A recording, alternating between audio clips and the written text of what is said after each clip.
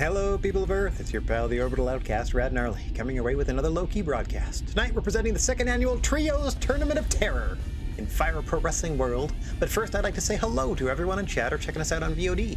No matter where or when you happen to be in this great big old world of ours, we're happy to have you with us. And we hope the day finds you well. We hope the day finds you well. We hope the day finds you well. Oh, we're happy to have you with us. We're happy to have you with us. We're happy to have you with us. And we hope the day finds you well. All right. I kind of always wanted to do that.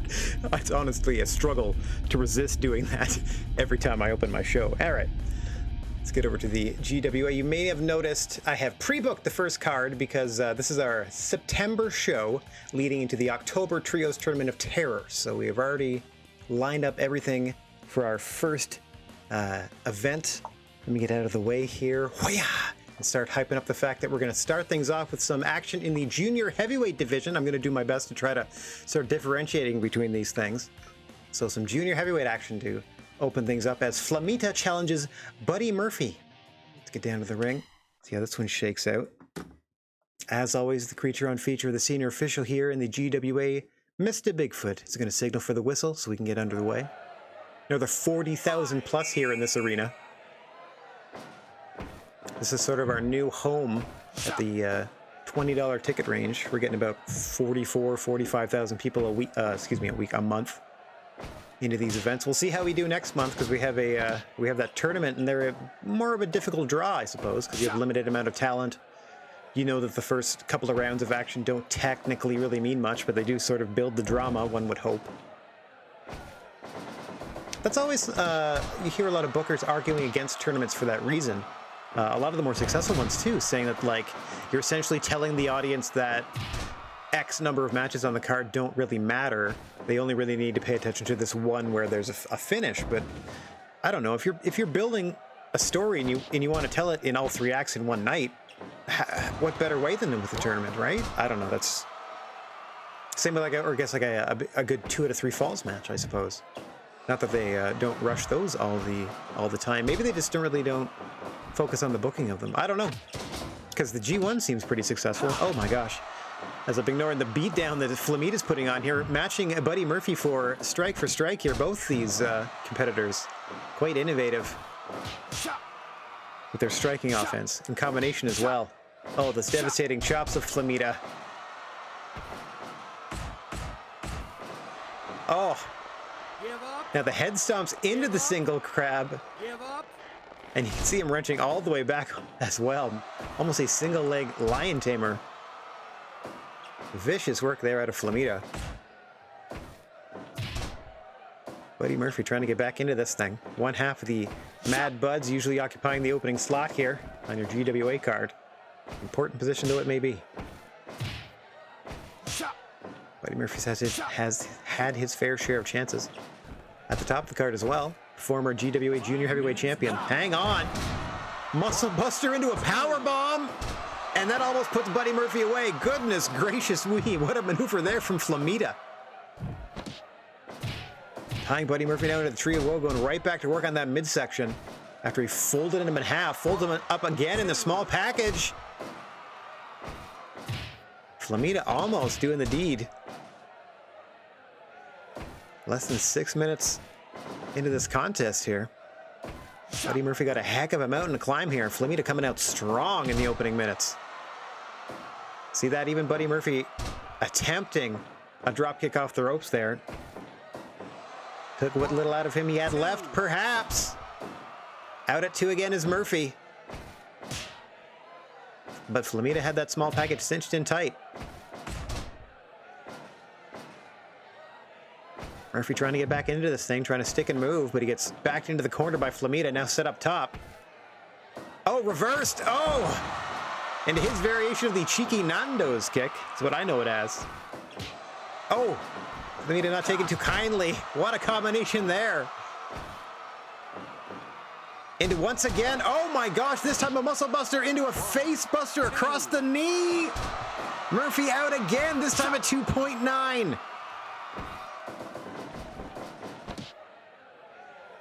Round and round we go. Nice head scissor takeover by Flamita, who shows off that he has plenty left in the tank. Almost rightly so. You got to say that he's been dominant over Buddy Murphy to this point. In the opening 10 minutes of this, once again, Muscle Buster Orange Crush variation. If you really want to look at it, oh my gosh. The Muscle Crush. Perhaps it'll name it at the end, but Flamita making relatively short work of Buddy Murphy here in your opening contest. Punishing moveset. The Romania. All right. Now I know the name of that move. For a variable squash, at least it got over 80. Like, that's a very passable. Okay. Passable presentation as far as I'm concerned. So we're going to go ahead and save. As we do after every match. All right, some tag team action coming up next. A refocused Becky Lynch is teaming up with Hangman Adam Page. Remember, they were part of a trios team with Steve Austin, as you can see in the next match here. At last year's Trios tournament. This time the two are attempting to venture off into the tag team ranks against former tag team champions, the Yard Dogs, Bill Bullock and Dave Mastiff. So that's Hangman Adam Page and the man, Becky Lynch, against the convict Bill Bullock and Big Dave Mastiff. Coming up next. As always, Creature on Feature, Senor Sasquatch will be calling for the whistle here. And as we said, a refocused Becky Lynch waiting on the apron. Hangman Adam Page in the ring opposite Bill Bullock in the black and green. As we said, the convict and his partner, Big Dave Mastiff, there in the red corner. Forming the Yard Dogs. A dominant set of tag team champions for a while here in the GWA. At least in the relatively short history of that championship being active here in the promotion. Before they were unseated by the Street Profits. Bill Bullock, of course, will be looking to hit that prison plex, or perhaps to bust out the most dangerous submission move in the history of wrestling, the stomach claw. Meanwhile, Big Dave Mastiff, I believe, has a number of powerbomb variations he likes to employ.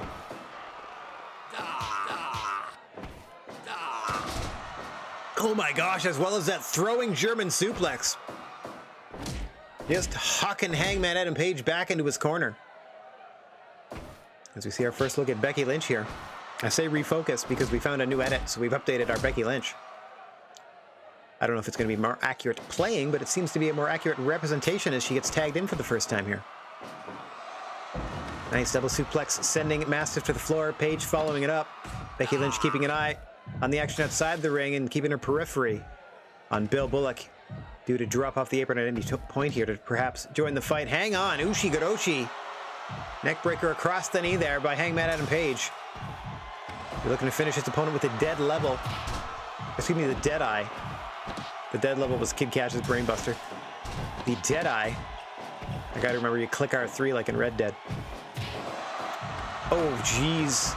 Owen 316 on the floor by Hangman Adam Page. I don't know what else to call that move. Poke of the eyes there by Bill Bullock. The dirty tactics of the convict. Trying to fend off the offensive of Becky Lynch. Oh, looks to have improved her forearm strike. That looks more like Kairi Sane's. All right, so slightly different moveset here from Lynch. Still the legal combatant against Mastiff. Nope, quick tag back out to Hangman Adam Page, who's working over Mastiff on the floor. At least getting the better of him out there.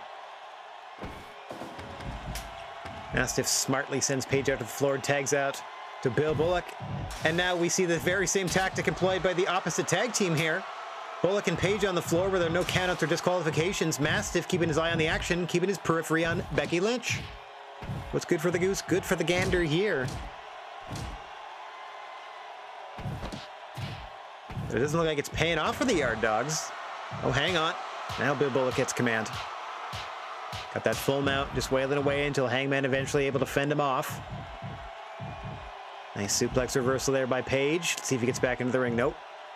Continues to take the fight to Bullock here and pays for it with a series of vicious headbutts. And now Bullock has busted Page open and he's got a baseball bat over the head. He cranks Hangman Adam Page, but he's back to his feet and quickly. Pardon me for my breaking in voice there. Page now busted wide open. Oh my gosh, what a double team move there to Lynch. In the meantime, Page has got to get back to his corner and does in a hurry. Mastiff tagged in fresh. Mastiff and Lynch legal in the match now, but Paige at a huge disadvantage with that gaping wound on the forehead. Hammer fist across the brow of Becky Lynch.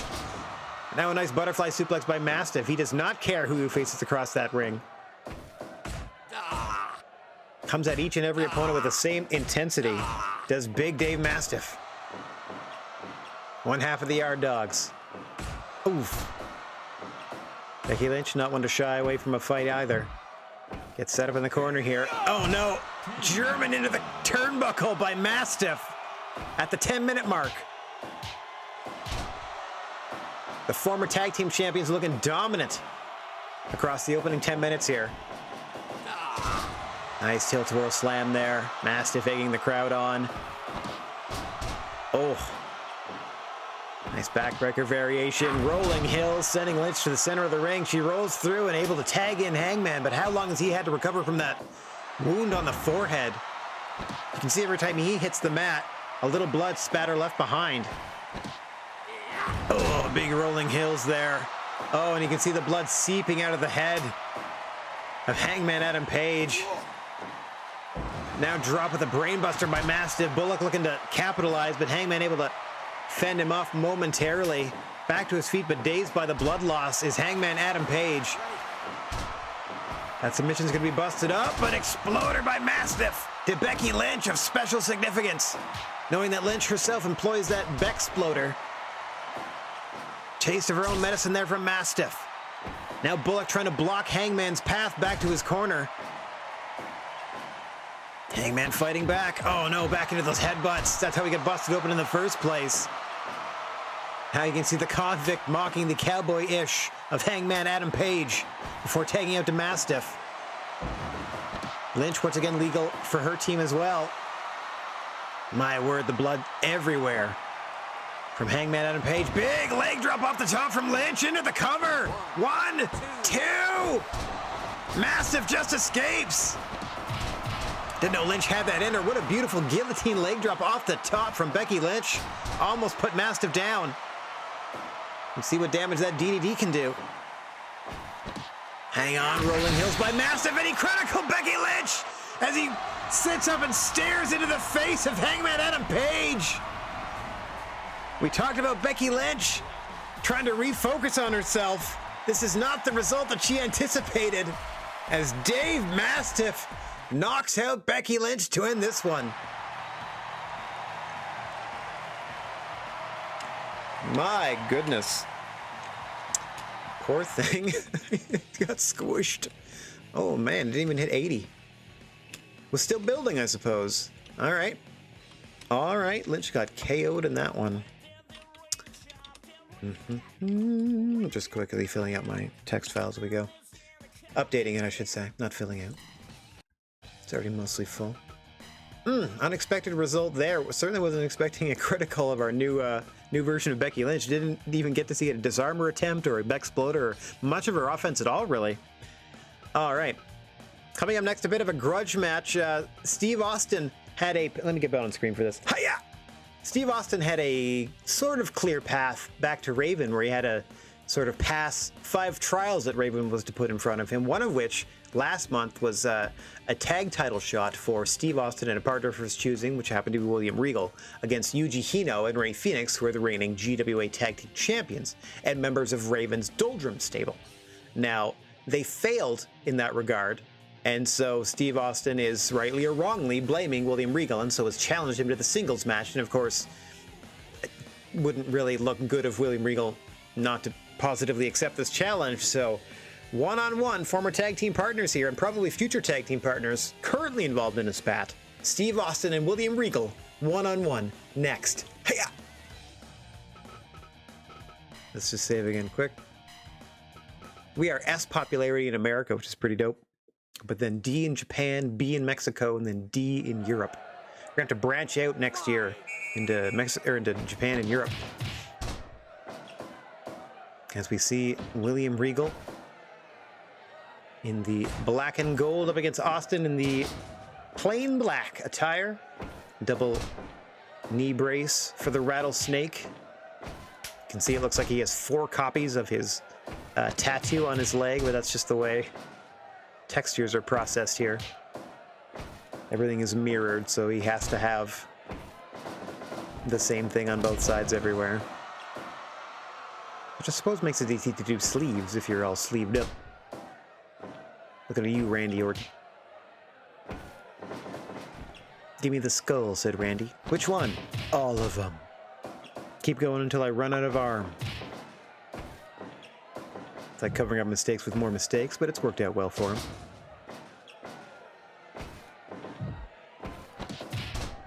Real sent it in the corner back, and these two know each other very well. Personally and professionally, their relationships have gone back like, oh gosh, probably 30, 35 years at this point. No, not that long. Probably 30 years, though.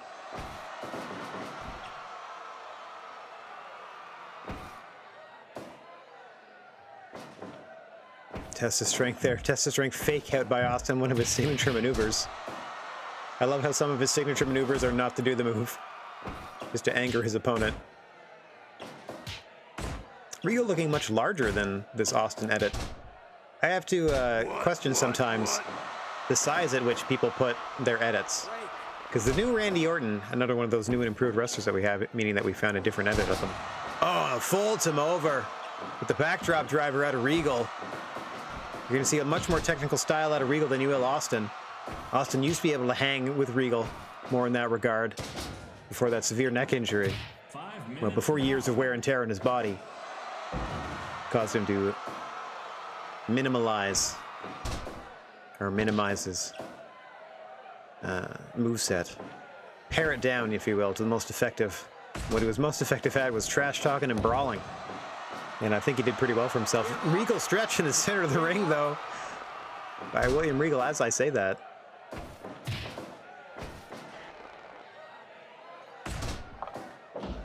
Austin stomping away. Off the ropes comes the rattlesnake. Regal back to his feet before he gets hit with whatever Austin had in mind. Oh, Russian leg sweep into the corner by Austin. Pulling Regal away from the ropes, could go for a cover here. Nope. Opts for a Boston Crab. We've seen Austin use this a lot lately in his matches. In fact, it's what he won his singles contest with Raven with. Nice exploder suplex by Regal. A lot of Austin's offense does wear down the midsection, and you do rather target the midsection and legs with that Boston Crab, so it's not the worst option for the Rattlesnake to develop a submission option this late into his career. Perhaps the Austin Crab.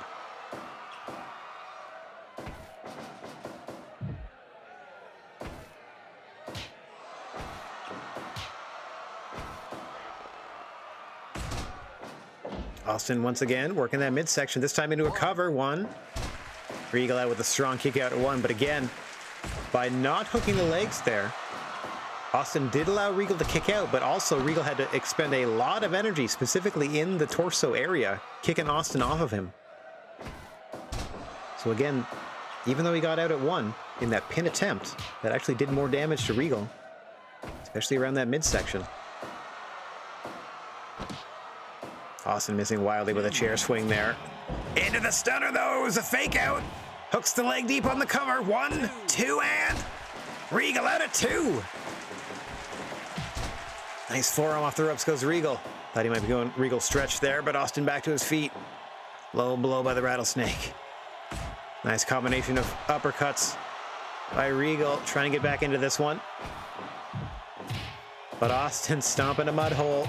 Gonna walk it dry for Regal. Tell him all about it. Austin says this is it. Reverses Regal into the corner. Regal himself reverses. His turn to stomp down Austin. Not quite as effective. Back and forth they go. Punch for uppercut. Oh! Regal with that clothesline wins that strike battle, but Austin first one back to his feet and off the ropes. Nice kitchen sink knee lift by Stone Cold. Catching his breath just a bit here. Measuring Regal for those strikes to the back of the head. Ref's got to watch those. Could be trying to punch his skull off his spine. Oh, another backdrop driver from Regal. folding Austin in half, and once again, Austin powers his way back to his feet, this time gets up dizzy. Allows Regal to maintain the offensive advantage there with another suplex. Regal now catching his breath. Oh, devastating clothesline by Austin, just dropping Regal to the canvas. Off the ropes comes Austin. Signature fist drop to the leg of Regal this time. Interesting strategy. Back to the Russian leg sweep. Very effective against the likes of Bret Hart for Austin. 2 in a row to Regal. Stomping away. Telling him all about it. Rolls into the cover. Cocky grin on, and no. Thought he secured the pin. So did Austin, but Regal says no at 2.9 and fights on.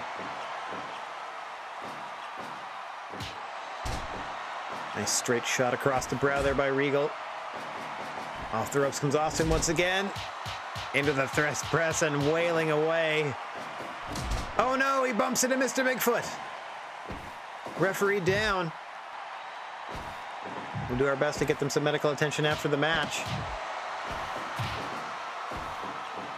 Both Austin and Regal pretty much ignored it.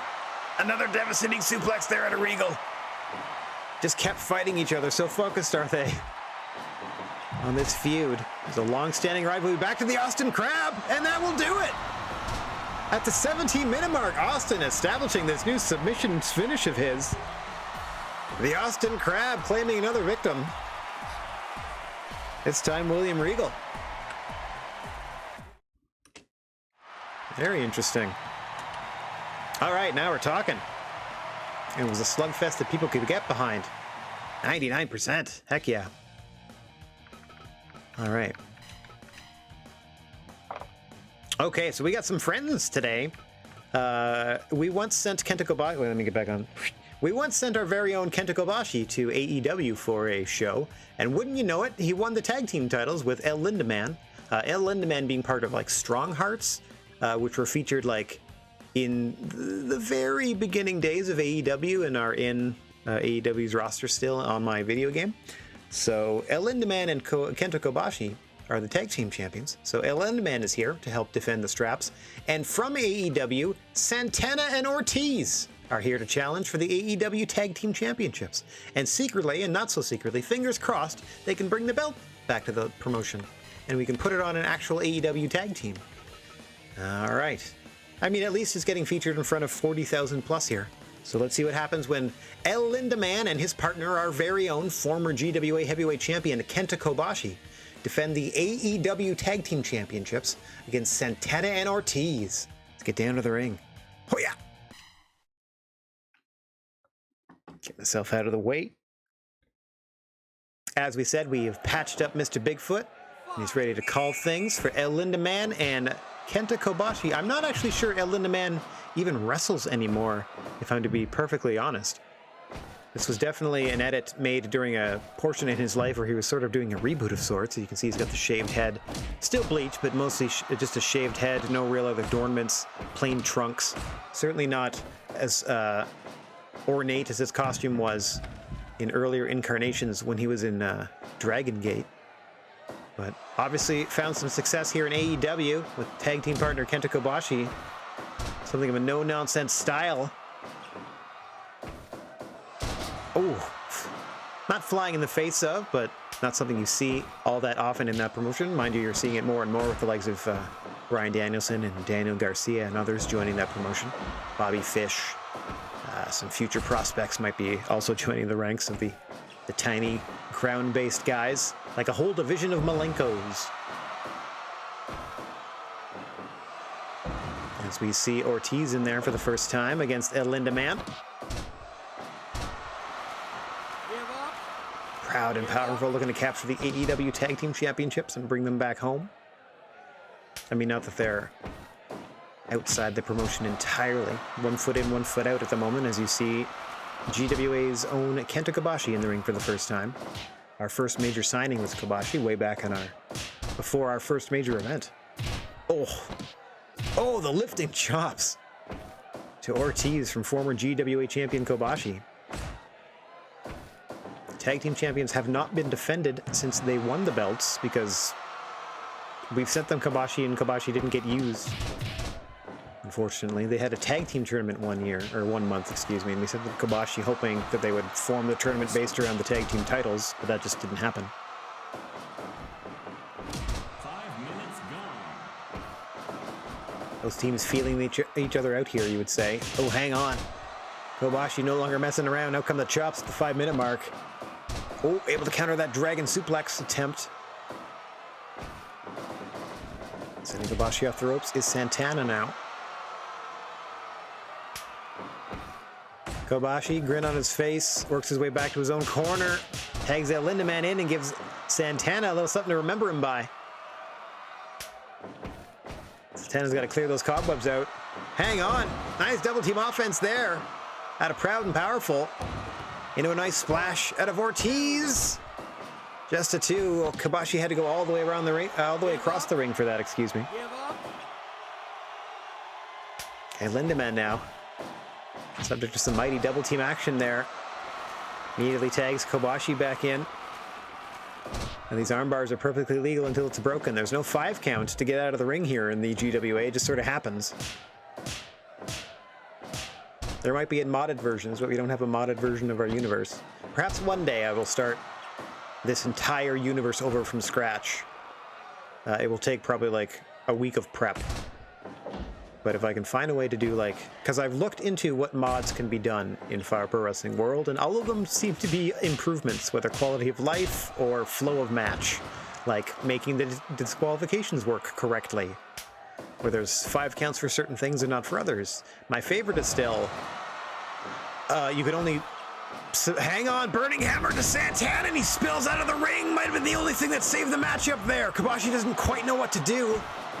As you can see, Ortiz playing a little cat and mouse while Santana gets back to his feet. I wouldn't say he's recovered from that Burning Hammer, but he's at least back to his feet here. Oh, Burning Lariat from Kobashi now. Tags back in at Lindemann. At the 10-minute mark, things looking really good for the champions. As I was saying, the one quality of life / match improvement I wish was just in the base game.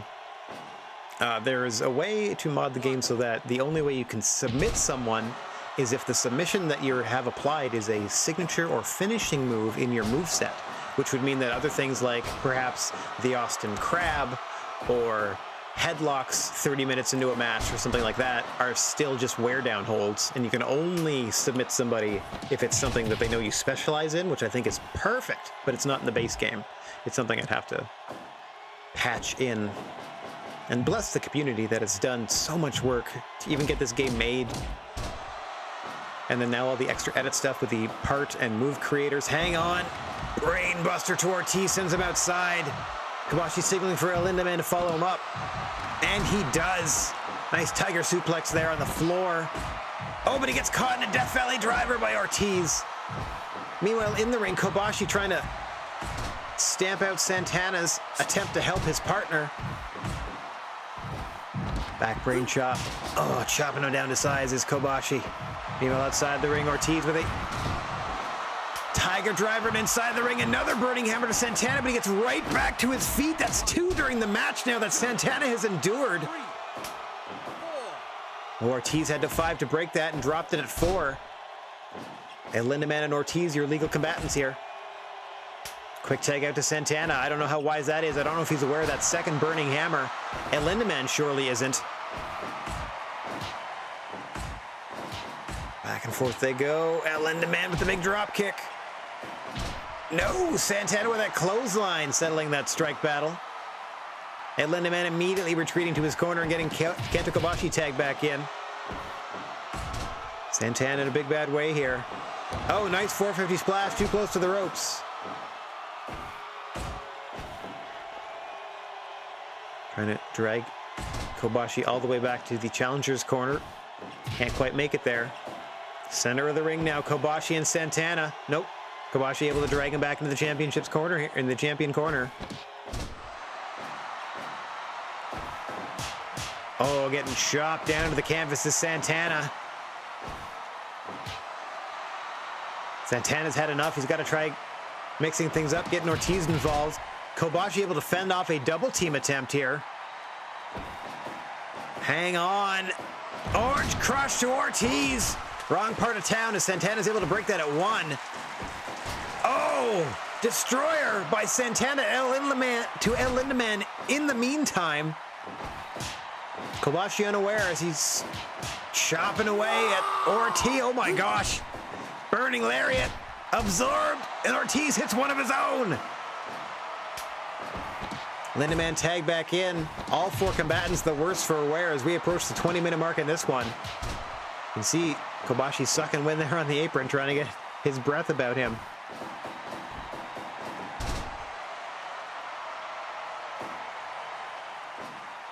And Lindaman executes an arm drag and then tags out immediately. Hang on, burning hammer to Ortiz, and he spills out of the ring. 3rd burning hammer of the matchup. Kobashi playing for keeps. Nice implant DDT to Kenta in the ring. Outside of the ring, Ortiz is handling El Lindaman to this point. Hang on. Delayed vertical to Santana in the ring. El Lindaman gets powerbombed on the floor. Oh. German reversed. Sent off the ropes. Meanwhile, in the ring, have it. Sleeper suplex to Santana.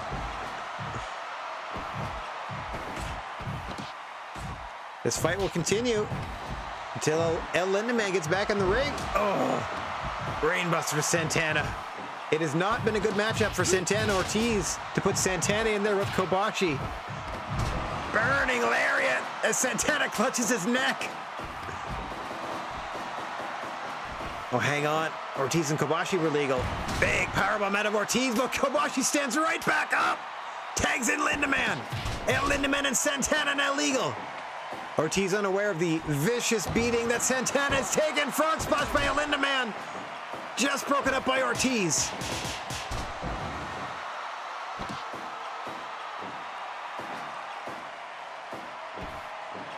Go behind by El Lindaman. Reversed again by Santana. Sent off the ropes.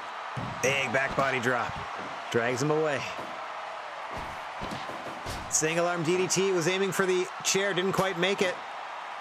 Tags Kobashi back in. Sends him off the ropes. Water wheel drop there by El Lindaman. Kobashi now sent off the ropes. Nice big clothesline by Santana, but Kobashi right back up. Santana ducks the first clothesline, but not the second. Nice enziguri to Kobashi. Santana's got to do something here, something huge to get back into this one. Oh, another huge burning lariat from Kobashi, who's going up top for the moonsault.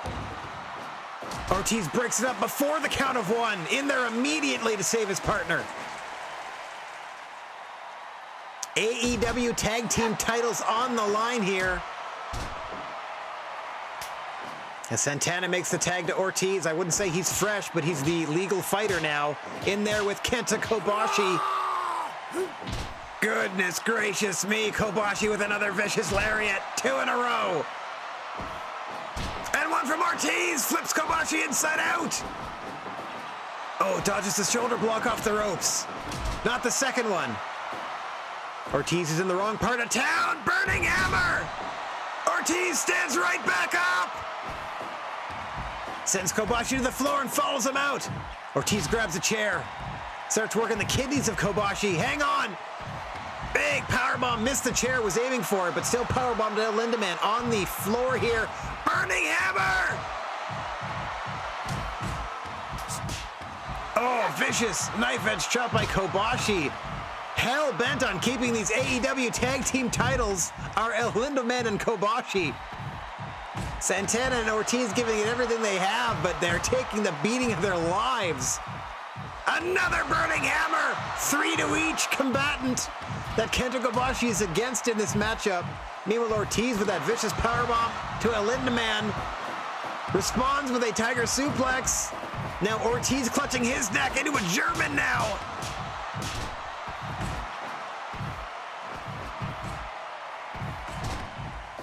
We got to get Ortiz back inside here. Oh, Kenta Kobashi just wailing away on Santana. Into the orange crush, onto the chair. Now blocking Santana's offense. It's still Kobashi and Ortiz. Ortiz going for the powerbomb. Got him under the chair. 1, 2, and the Linda Man breaks it up.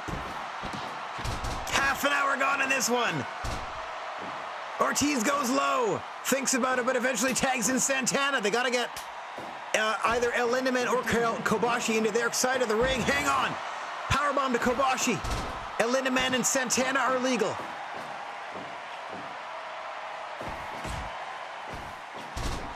If Ortiz and Santana have a chance here, they got to get them on the other side of the ring at the very least. They're spending a lot of time in the red corner. You can see all the chairs littered about this particular section of the ring. Dragging him to the center is a start. You can see Santana's got a long way to go. At the very least, get him on the other side of that Jumbo Mart logo. Nope.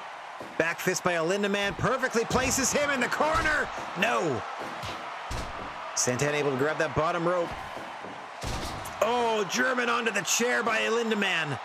Another frog splash. This time into the cover. Kobashi running D. But Santana out. Ortiz hitting a Death Valley driver. Ortiz got to tag up. He's not going to make it. El Lindaman with the Tiger Suplex pin Santana. And the champs retain. Dang it. I mean, that was cool. But dang it. Now we got to bring back another AEW tag team. I mean, that was awesome. I hope that was a 5-star match. Oh, geez, that's much lower than I was expecting.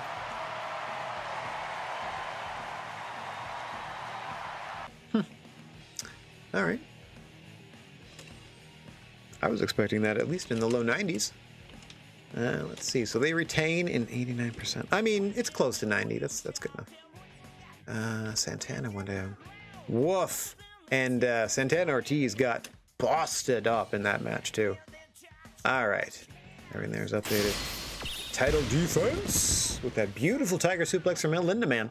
So we are going to have to invite El Lindaman back, as well as see if we can get a full-time tag team from AEW here, or at least 2 single stars or something. Okay, so that continues. I think the best way to do is for these Wayward Championships is just invite people to our neck of the woods.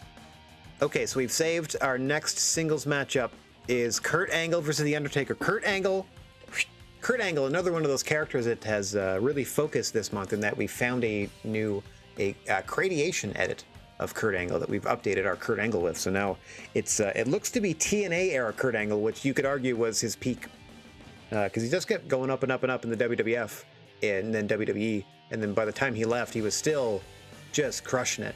I mean, obviously crushing and snorting pills too. Just kidding. Maybe not. But, you know, obviously just destroying in the ring. And the last time these two met was for The Undertaker's Hall of Fame Championship. The Undertaker is since losing that title to Kenny Omega. We'll see Kenny Omega in our main event here. But The Undertaker and Kurt Angle set to do one-on-one, set for one-on-one combat, I should say. And the winner, I think, would be in contention for a future Hall of Fame Championship match for show. So let's go ahead and resave that, get myself off screen. Oh yeah! And get down to the ring for Undertaker Kurt Angle, the new and improved Kurt Angle. Fingers crossed. Certainly a different version. As you can see, a more realistic Kurt Angle versus The Undertaker here as Mr. Bigfoot calls for the whistle. And we are underway. Undertaker, as we said, coming off that monumental reign as Hall of Fame champion before losing the belt to Kenny Omega in a somewhat surprising fashion, being pinned with the one-winged angel. Looking to get back into Hall of Fame championship contention is The Undertaker. First obstacle in their way, the Olympic gold medalist Kurt Angle coming himself off of a GWA championship match with Mitsuharu Misawa, where he was handily defeated. As we said, he sort of put the nose back to the grindstone here, metaphorically. More literally, we updated with a new Kurt Angle edit, representative of his TNA tenure. Let's see how that goes, as he was pretty much the best guy there for his entire run. Hang on, Undertaker. Oh, going for the powerbomb, countered. Nicely done there by Angle, but unable to secure even a 1 count in the early going here.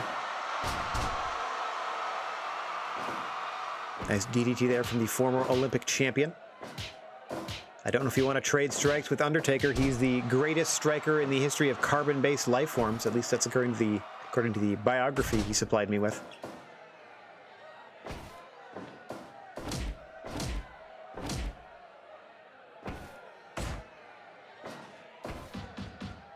And we see those punches and bunches there from the dead man. Trying to wear Kurt Angle down. Kurt Angle, of course, known for that angle slam and ankle lock. The dead man, the Undertaker here, putting his opponents away with the last ride powerbomb. In this incarnation, I don't believe he even has a tombstone unless it's like a counter to something, I think. Definitely has his choke slam. Definitely has the last ride. And we're about to see it at the 5-minute mark. A skadoosh as he plants Kurt Angle and drags him away from the ropes, and into the cover goes the Undertaker. 1, 2. Angle escapes, but just barely. Sends the Undertaker off the ropes. Nice, belly to belly by Angle.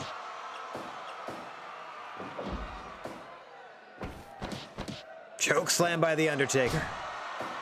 Back into the cover goes he. 2 and looking for 3. It was not to be. Kurt Angle escapes at 2.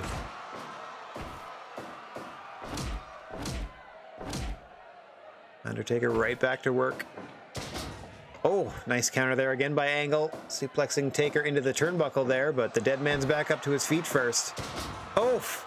And turns the tables on Angle. Talks a little trash after the fact. Backed into another choke slam, one-armed. Into the cover immediately, 2 and no! Angle out again! Got to cover up here. It has been all Undertaker the past couple of minutes. Angle trying to slow things down with a sleeper hold. Nothing doing as the dead man fights his way free fairly quickly. Nice block there by Angle. Thought he may be going for the ankle lock there, but kept walking. I'd like to see a few more submission attempts here at Angle. Just gonna have to wear the big man down. After surviving a hell of an onslaught. Oh my gosh, flipping German sends Undertaker to the floor. Masterfully done by Angle, allowing him to catch his breath center of the ring. End of the Angle slam. Hooks the leg deep. 1, 2. No, Undertaker escapes at 2. Sent off the ropes this time. Belly to belly again from Angle. 10 minutes gone. Things starting to turn towards Kurt at the 10-minute mark. The Taker looking to shut him down with a flying clothesline. Another Angle slam. 1, 2. Taker out again at 2. Trying to work the arm of Angle now. Sent again off the ropes. Oh, this time lands in the corner, does Undertaker. Getting sent on the top turnbuckle by Angle. What does he have in mind here? Oh, no, no, no! The super powerbomb by Taker! 2, 3! The super powerbomb countered by the Undertaker! Folding Angle in half for the 3 count. Angle went for it all off that top rope, and the Undertaker caught him. All right, not nearly the high of the score as it should have been. Let's be honest. Undertaker's unstoppable. I might have to nerf that dude a little bit, just a little bit. All right, big stinky singles match. We're all over the place, but we're over 80. That's all we really want. Okay, so we have 3 matches left on this card, which is the final card before the Trios Tournament of Terror 2. And what we're starting on, or what we're going to feature next, is a 6-person, or is a trios match that is essentially a regular wrestling match version of the finals of last year's trios tournament. So that sees Keiji Muto, Kazuchika Okada, and Keith Lee representing the Squared Circle K facing off against Yuji Hino, Rey Fenix, and Raven of the Doldrums. This was the finals of last year's Trios Tournament of Terror. Mind you, last year it was an exploding death match. It was an exploding barbed wire death match. This year, I think we're doing landmines outside the ring instead. This, of course, just a straight-up trios contest. First pin or submission is going to win this one. Well, much like in the tournament that you're going to see next month, first pin or submission is going to win it. But this is not a tornado tag, nor are there many weapons involved, at least sanctioned by the GWA. Of course, on the line next month, the current trios champions, Muto, Keith Lee, and Okada. As you see, Muto tagged into the matchup. these three gentlemen will be putting that Trios Championship on the line. The only Trios from last year that is completely intact. We do have all four stables once again being represented. The Squared Circle K Trios, of course, remaining the same as last year in order to properly defend their Trios Championship in the tournament. On the line, just like last year, 666,000 fake dollars that they can split between them. The Trios Championship title itself, which they will hold for the next calendar year. And over that calendar year, each individual member of that winning Trios combination can vie for a GWA championship of their choosing. Whether that's a singles championship, be it the heavyweight or Hall of Fame or junior championship, should they qualify, or a tag team championship with a partner of their choosing. It doesn't necessarily have to be one of the other two members of the Trios champions. So therein lies the incentives to enter yourselves into the Trio Tournament of Terror. The unfortunate caveat to all that is that it is a one-night deathmatch tournament. Last team standing wins. If there was a way I could make them elimination, I would. But we turn off criticals for the evening so nobody gets knocked out. So the only way to win is properly by pinfall. There are no submissions. The only way to win is by 3 count, which should give your partners something of an opportunity to break the count because it is a Tornado Tag Trios affair. And like I said, I believe it is going to be exploding landmines, which means that the ring will be surrounded by exploding pallets. And should you fall out of the ring at any time, you will trigger those explosions underneath you. There are no countouts. You must return to the ring. The only way to win, as we said, is by pinfall. And in the eastern and western corners, the blue and red corners, as you see in this ring, will be leaning barbed wire boards, meaning out of the eastern and western corners, you cannot perform top rope moves. In fact, I believe all 4 corners might in fact have barbed wire boards in front of them, so that you cannot perform top rope moves, but you can instead further inflict damage upon your opponent. I might double check that and turn those into fluorescent light tube boards, because you can, at least I know there's a way you can pull the boards, the light tubes off and use them as a weapon. No, but that then limits your ability to throw them in there to 3, because after 3 you don't bust anything anymore. If you bust out the light tubes, because it only puts 3 on it. I'll do barbed wire this time. Maybe we can update ante next year. As we see now, Keiji Muto, leader of the Squared Circle K, the reigning Trios champions, in there with Yuji Hino, who started things off here for his Hoodlum squad. Excuse me, Doldrum squad, not the Hoodlums. His Doldrum squad. He himself, Yuji Hino, one half of the tag team champions with Rey Fenix. So, no strangers to tag team gold are the Doldrums, who they themselves made it to the finals of last year's tournament. We're not going to see exactly the same combination of the Doldrums in this year's Trios tournament, I'm led to understand. What that means remains to be seen.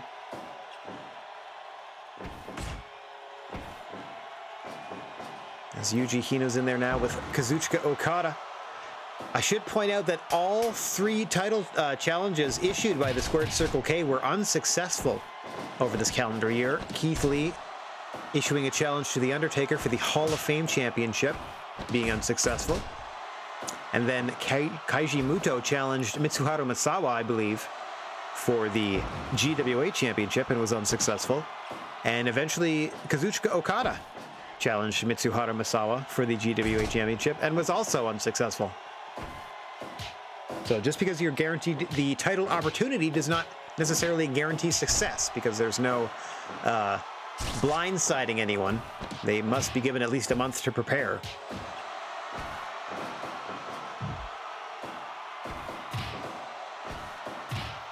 Even flow DDT by Raven. Sticks the pose as well. Now dragging Lee away from the ropes. He's got him in a good part of the ring here. Rolls him into the cover. He's got his guys running D, and Keith Lee able to escape it too. Roaring elbow to the back of the head of Raven as Lee seeks some sanctuary on the apron, tagging in Keiji Muto. Likewise, Rey Fenix, the other half of your current GWA Tag Team Champions, now in there against the leader of the Squared Circle K. The wily veteran locking on that figure four. One of his deadliest finishing maneuvers, but you can see Phoenix's championship partner there, Yuji Hino, quick on the hop to help out his buddy. Nice super kick there out of Phoenix. Muto right back to his feet and hits a shining wizard. Into the cover. 2 and Phoenix escapes at 2. Nice low drop kick by Muto. His favorite kind. Roll through into the armbar now.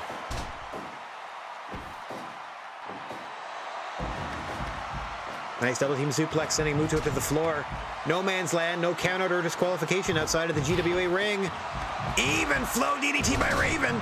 Meanwhile in the ring, double powerbomb to Phoenix. He's in there with Okada and Lee. A couple of 2-on-1 situations here.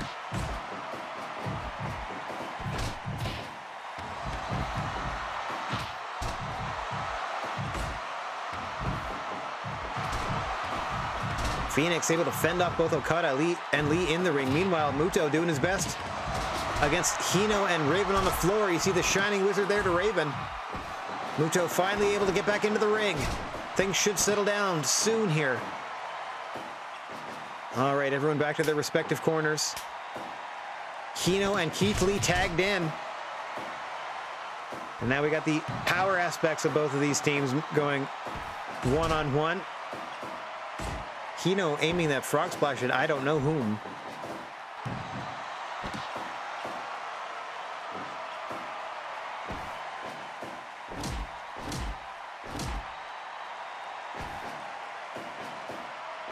Suplex reversal there by Hino. As we approach 20 minutes into this Trios Championship, 2 singles championship matches coming your way to round out this September card, and then we got that big Trios Tournament of Terror for the second half of the broadcast. As Keith Lee kicking out at 2, maybe getting an assist, but from his tag partners there. In all the chaos, pun intended, as Okada comes into the ring. Now we got Okada and Raven. Raven with the diving shoulder block off the ropes. Nicely done by the leader of the Doldrums. Into the even flow to Okada. He's hit 1 on each member of the opposing team here. Rolls him into the cover. Phoenix comes out to play D, and Okada barely escapes. Muto gets planted with that over-the-shoulder pile driver. Raven going up top. Double axe handle to the back of the head of Okada. Hang on. Neck breaker across the knee there. Goes into the cover, but definitely the wrong part of the ring to attempt that. Oh. Keith Lee helping Okada out, looking for a springboard. Springboard missile dropkick to the back of the head of Raven by Okada. Enough of that, says Raven. He just hoofs him in the ding-dong.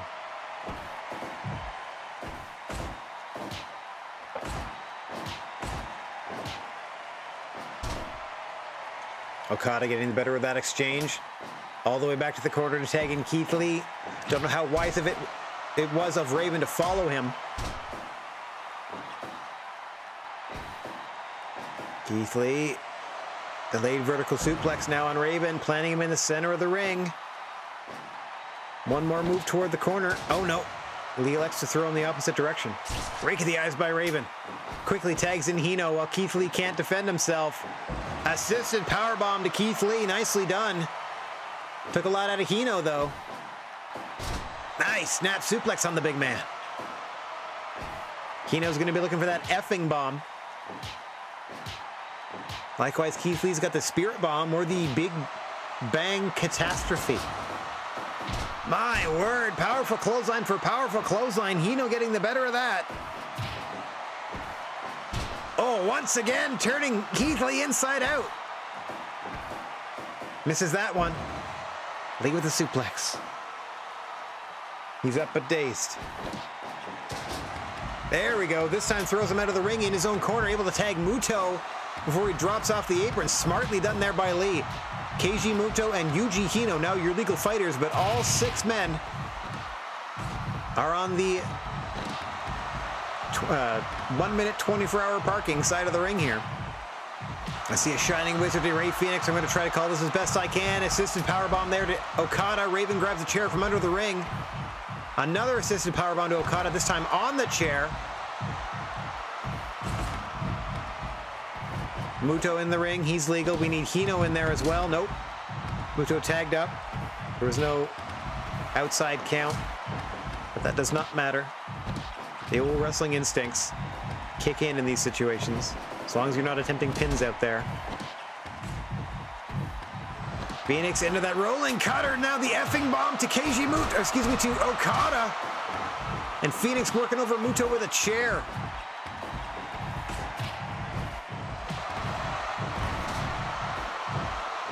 Yuji Hino busting Okada down to the canvas with that dragon sleeper. Neckbreaker across the knee to Phoenix. Tag team champions out there against Okada. Okada with a Rainmaker to Hino. Once Hino's back in the ring, this fight can legally resume. As you can see, Okada holding his own against the tag champs here. I don't know that Okada and Lee have gotten a shot at the tag team champions, but certainly Okada looking pretty good on the floor here. Okada rolls back in, Hino rolls back in, and now the fight will continue. Even flow to Keiji Muto. Able to recover long enough to pull Yuji Hino into his corner and tag in Keith Lee. High-speed moonsault by Muto. Hino escapes. Tags in his tag team partner, Phoenix. Immediately suffers at the hand of Keith Lee. Big stalling suplex. Drags him away from the ropes. We're past 30 minutes gone in this one. Sending Phoenix into the opposite corner now. I think he teased a handspring, but he ended up just slapping him in the face. Once again into the delayed suplex, this time in front of his teammates. Nice super kick there by Phoenix. I don't know why he picked him back up, just to knock him back down. Nice twisting cannonball there. Into the cover. And Keith Lee out at 2. Hino and Raven. Quick. Oh my gosh, that was the pounce off the ropes from Keith Lee. Period. Phoenix fighting for all he's worth. He's got to get out of there. Oh, turned inside out by Keith Lee, but it's Lee who escapes to his corner and tags in Okada. Not so wisely done, as it allows Phoenix to tag in Hino, and now they send Okada to the floor. No countouts, no DQs. Okada versus all 3 members of the Doldrums. In comes Muto to try to even the odds. Keith Lee, meanwhile, on the other side of the ring, doesn't seem to know what to do with himself. Muto is just pile-driven.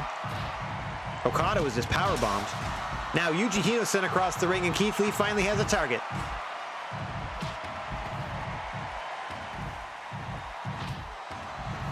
Squared Circle K trying to hold their own here.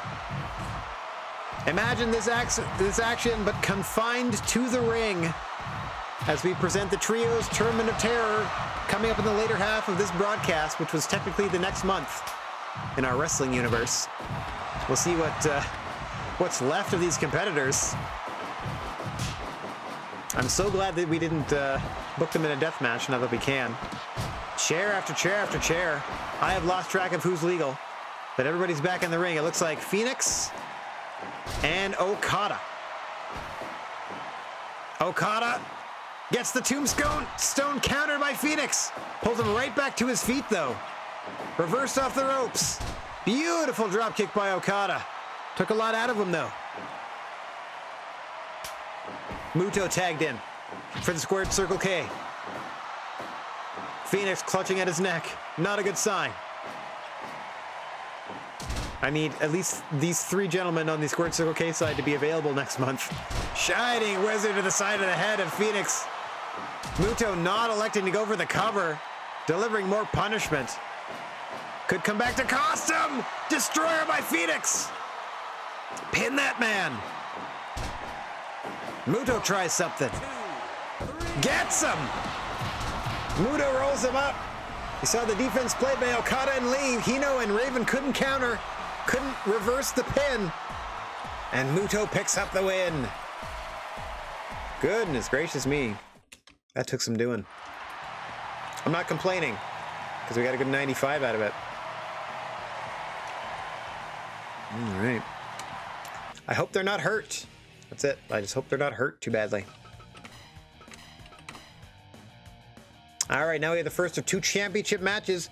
Newly crowned champion Dragon Rojo Jr., who's been trading the belt back and forth with Mike Bailey, at least for the past couple of months. Mike Bailey wishing them a speedy recovery. He was knocked out in their championship matchup. I don't know if that was the going to be the intended result if we had the booking sheet in front of us. Har, har, har, but certainly wasn't intended to be as short a match as it was. But Dragon Rojo Jr. issuing an open challenge to any other junior talent on the roster, thinking themselves worthy of a championship opportunity. And wouldn't you know who stepped up but Jushin Thunder Liger. So now we present Jushin Liger challenging for the GWA Junior Heavyweight Championship against reigning champion Dragon Rojo Jr., the first two-time Junior Heavyweight Champion in the history of the GWA. Let's get down to the ring to see if Jushin Liger can spoil the night for Dragon Rojo Jr. As always, the creature on feature, Mr. Bigfoot calling for the whistle. And away we go. As I take a sippity doodle of water. After this, we have our Hall of Fame Championship matchup. Kenny Omega defending the belt against the Heartbreak Kid, Shawn Michaels, in your main event. And like we said, the second show that we're broadcasting this evening, the main event, so to speak, the Trios Tournament of Terror 2. Lots on the line, 666, not at all real dollars. That title opportunity for each individual member of the Trios, and of course the coveted Trios Championship titles that you get to wear for 1 calendar year until the next tournament year, when you put them on the line. The only guaranteed invitation, back to the tournament the next year is to win the previous one. At least in the same combination. As we're seeing some definite new pairings in this year's tournament. More on that as we fill that card up at the conclusion of this one. I mean, we're going to be booking it live on cam, right? But Liger sending Rojo up top. Oh, gets reversed and pancaked down. Thought Dragon Rojo Jr. may be going for that guillotine leg drop, but Liger got out of the way. Still pretty early in this one. Brainbuster to Dragon Rojo Jr., sending him to the floor. Liger able to catch his breath a little bit in the center of the ring, trying to create a little distance there, control the pace. Wise move by the veteran. Oh, not so wise there, getting countered into the power bomb, not poundered into the counter bomb.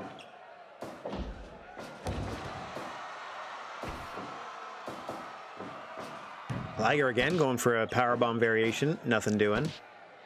5 minutes. Oof. Drop kick to the jaw. The 5-minute mark to Liger. Those would be the only type of drop kicks I'd be able to pull off should I ever do a wrestling thing. Would be the ones where, like, if you're sitting down or if you're laying down, I'm just sort of like kicking you a little bit, barely off the ground. Sure. Oh, shooting star press, beautifully done by Liger off the top. Just a 2 count though. Liger looking to surprise the champion Dragon Rojo Jr. Capitalize on his inexperience in championship contests. Liger no strangers to title opportunities or championship gold himself. Word is Liger will be captaining a team in next month's Trios Tournament of Terror, regardless of the outcome of this matchup.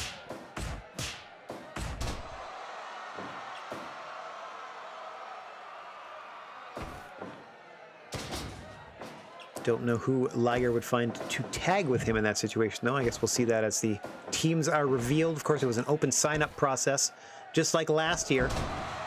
Oh, top rope brainbuster by Liger. Rojo wrestling on instinct here. Beautiful roll-up attempt, but just a 1. Trying to get a little time and space himself now as Dragon Rojo Jr. to dust those cobwebs free. Hang on, going up top. Double stomp to the back of Liger. Nicely done by the champ. Rolls him into the cover. 1, 2. Liger out of 2, but nicely done there to try to seize up the back muscles. Work that torso. Don't call it the core. 4-0. Oh, vicious powerbomb by Liger. Sent off the ropes now. Pancake by Rojo, looking up top. Another double stomp to the back. Again, trying to drive the wind, trying to seize up those muscles to hinder Liger's ability to kick out. Can't attack if you can't breathe. Now under the chest and stomach of Liger. 1, 2, no! Liger just escapes. Super kick by Dragon Rojo Jr. Champion feeling it. Liger up! Liger bomb! 1, 2, no!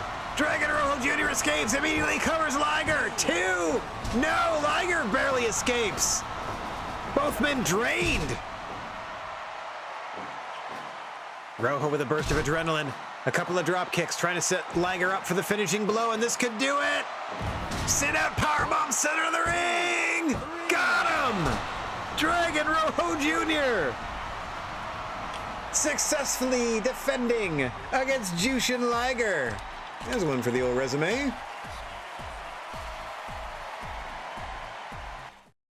How'd we do?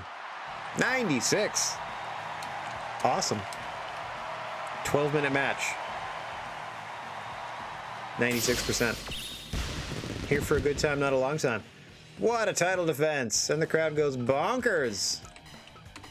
And now it's time for the main event. As we said, Hall of Fame Championship on the line. New champion Kenny Omega, who shocked The Undertaker and took his Hall of Fame title, up against the Heartbreak Kid, Shawn Michaels. A fantasy matchup if ever there was one. Omega versus Michaels for the Hall of Fame Championship is imminent. Mr. Bigfoot calls for the whistle, and we are underway in your main event. Champion Kenny Omega in the black and lime green. Challenger Shawn Michaels in the black, silver, and white. You can't escape. The rolling heels from Kenny Omega. Move that critical an earlier competitor.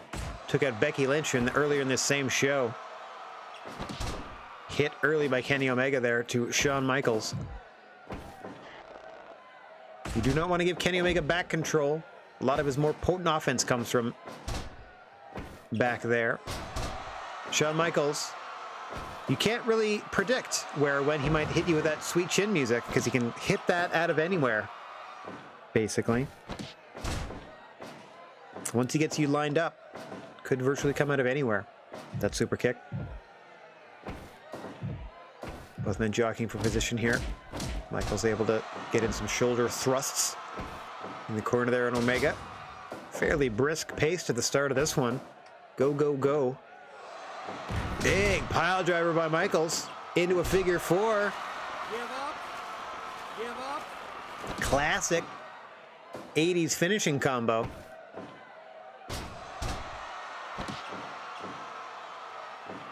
Backbreaker by Omega. Now engaged in fisticuffs with old HBK. Omega coming out on top.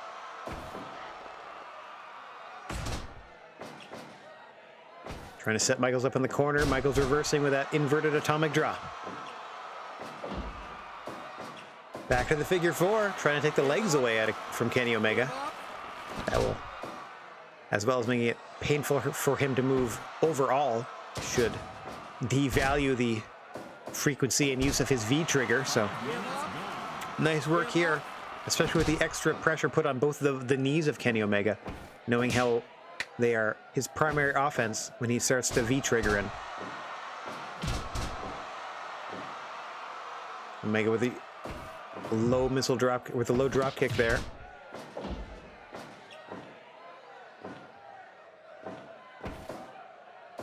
A low missile dropkick would be hilarious, diving all the way up the top rope and then hitting somebody in the ankle. Hang on, sharpshooter by Kenny Omega to Shawn Michaels, sending a message. Everyone in Canada is very much aware of your past, Shawn Michaels.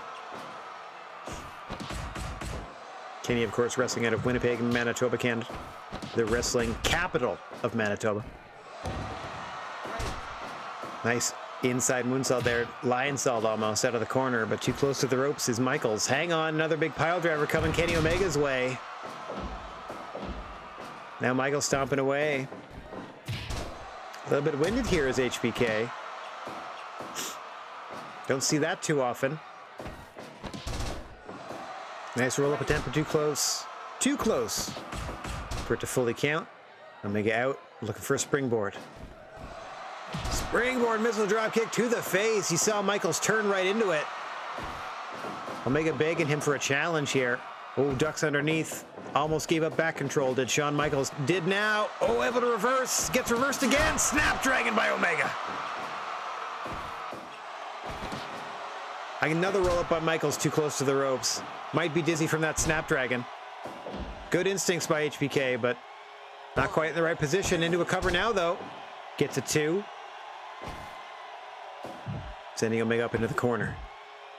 Wailing away now is Shawn Michaels, trying to get back into this thing at the 10-minute mark. Hall of Fame champion Kenny Omega with the belt on the line against the Hall of Famer Heartbreak Kid Shawn Michaels.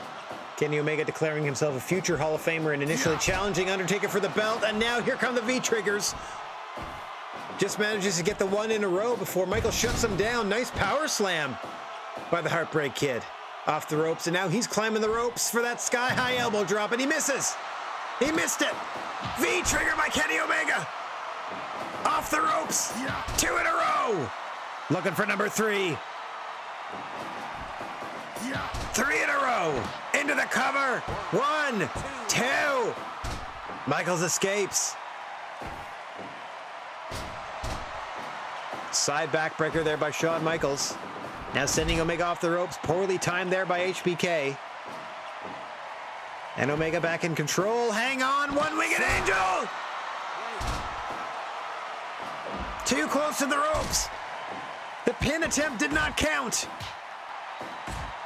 Michaels escapes there. And he's fighting for everything he's got now. Super kick by Omega. Insult to injury for Michaels. Another Snapdragon by Omega. Small package. 1, 2. Michaels escapes.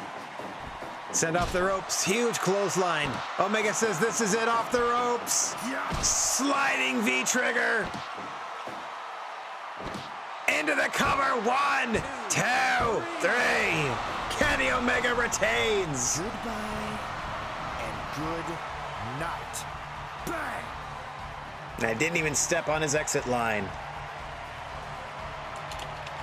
My word, Kenny Omega showing that his victory against The Undertaker not necessarily a fluke as he puts down another Hall of Famer in Shawn Michaels in your main event. I'm kind of missing that extra gear, but all right. Still over 80, and that's all we need. 80 and above sends our fans home happy. 87 overall. Absolutely successful show. Let's get myself back on cam. Oh no! 3 months off for Ray Phoenix. Uh-oh. Shoot. Uh-oh. Let me just write that down. 1/2 of my tag champs, yo. Injured for 3 months. All right. Anything else? Ortiz. Well, Ortiz isn't our problem. Wow, we destroyed Santana and Ortiz. Holy crap, we wiped them out. Oh no. I'm so sorry. All right, well. Oh, I also did a thing. Let me just scroll all the way back down here. Let's do, hang on 1 second. There we go. Got that set up. All right, let's go back to this. Congrats on running a flawless show. I wouldn't necessarily call it flawless, but sure. I don't think we're ready for a bigger venue yet. I want to keep doing this one until we can do like $60 at the 40,000 seater, or $40 even. We have new CMLL Junior champions. Come on, nothing. Come on, new GCW champ. New tag team champions there. Alicia Edwards and Matt Cardona are the Impact tag team champions. That's fun. Kenta Kobashi of Noah won the Noah Junior championship. That's fine. Kept it in house. Dang it. Oh, we made $1 million. If we made $1 million without any television, we made $1 million. NXT is doing a singles tournament. DDT is doing a singles tournament. No broadcast offers? Nothing? Oh, all right. We found somebody new in Japan. Ray Bucanero has left CMLL. Sure. Nick Gage wants to come in. Unfortunately, we can't help you out. I'm sorry. We have a tournament scheduled. I'm so sorry. Please break it to them nicely, and hopefully that doesn't ruin our relationship. Normally, I'd say yes. Okay, let me put up my notepad here.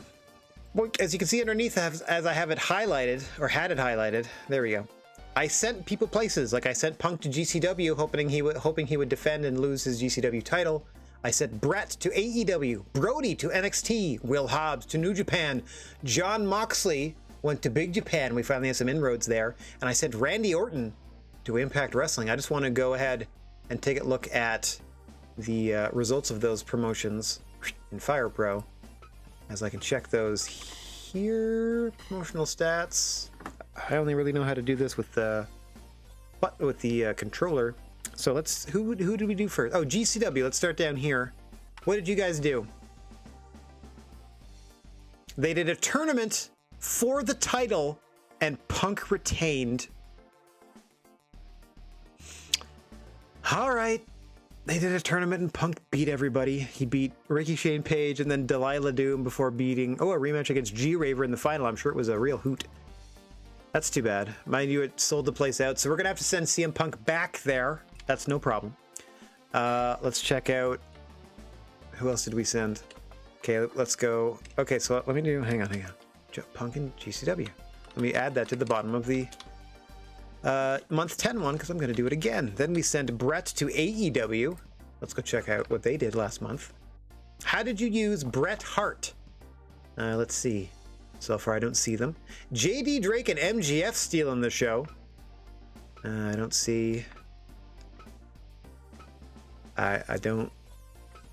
They didn't use him. I sent Bret the Hitman Hart to AEW, and they didn't use them. All right. All I can do is send them. Like, I can't make them do something with them. So didn't do anything there. Let's now check Brody Lee. Oops. Brody Lee I sent to NXT. Brody Lee. They had a tournament. He was not a part of it. So I sent him there and they didn't use him either. Cool. Then I sent Will Hobbs to New Japan. They may have been on those teams. There we go. Taka Michinoku versus Will Hobbs in a 5-star classic that Will Hobbs goes over in. Well, that's more like it. Good stuff. Okay. Will Hobbs crushing it. That's good to see. Finally, some positive usage of my peeps. Now, let's see. John Moxley went down to Big Japan. Oh, in the opening match, Tatsuhiko Yoshino versus John Moxley. He won, but it wasn't very good, which is pretty average for this place because they're kind of trash. Their major signing, as you can see here, Kazuki Hashimoto versus Hollywood Hulk Hogan was their major signing in this universe as part of Big Japan Pro Wrestling. Regularly doing hardcore matches is Hollywood Hogan, which I think is hilarious. That's the only reason I want to be friends with Big Japan, to get into a promotional war at some point and have to face the Hulkster and annihilate him. All right, and then we sent Randy Orton to Impact Wrestling. How did they use Randy Orton? Okay, come on. There we go. Match number 10. Caleb Conley versus Randy Orton. Randy Orton winning that. So close to the main event slot. All right. That's all I wanted to see. So half the people we send places, they don't even get used. Let's go check our management quick and do our training center upkeep before we do anything else. Boo-ba-da-boo-ba-da-boo. Boo-ba-da-boo-ba-da-boo. Let's do all the ones. Let's do the upgrades that are under 100K while we're here. Might as well double up our expenses. I mean, if it's the clinic for one, that's pretty good. And the mat work coach? Sure. What does the clinic do? Clinic does increases injury recovery speed. Perfect. Up to level 5. Ooh, that's maxed out. Love it. Mat work coach. Slightly increases attack, slightly increases durability. Sponsor benefits reduce the price of this by 10%. Well, thank you kindly. Boom. All right, so now... Oh, that one we can't do anything until we have a level 8 gym. We're close. We're close. Level 10 gym, okay. All right, we can still work on these. Sure. Work on them later. Okay. What do we have to do to fulfill our sponsor contracts? Better than... Hang on one second. No condition. Average match evaluation above 50. Okay, so that's virtually impossible not to do. Perfect. And now once again, let's do management. Let's check our merchandise. Okay, have to dispose of this. Can't stick with them. Yeah, unsellable after 1 month. But out of the 20,000, we only had like 134 left. So pretty good overall. All right. So we'll keep those. And we'll do some of these. We've never done action figures or masks, so we'll wait on those because we are about to do this nasty tourney. Now, the first thing I'm going to do before anything else is I'm lending GCW CM Punk because I want him to go there and drop the title. There we go. He is in GCW again for the week, or for the month, I should say. Now, as we said, we are ready to book this tournament. It's been an entire year since I've tried to book a tournament. You have to build up enough popularity or something or other in order for it to be... Whoops. No. In order for it to be viable.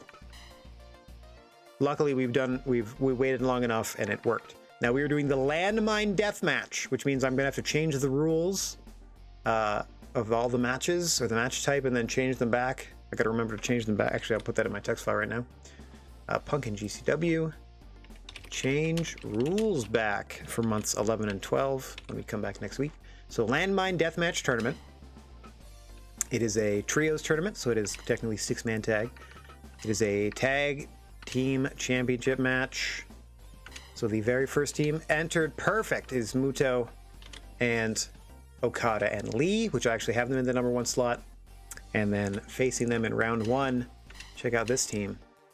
We have ourselves Jushin Liger, who we said was rumored to be holding the team this year. Couldn't be more right. In the... Let's go green and... Sure. Is he not wearing... Hang on one second. Is he wearing gloves in the other ones? And I just never noticed. Okay, it just stands out more slightly for some reason. He's actually teaming up with Angelo Dawkins. And Montez Ford, the Street Profits.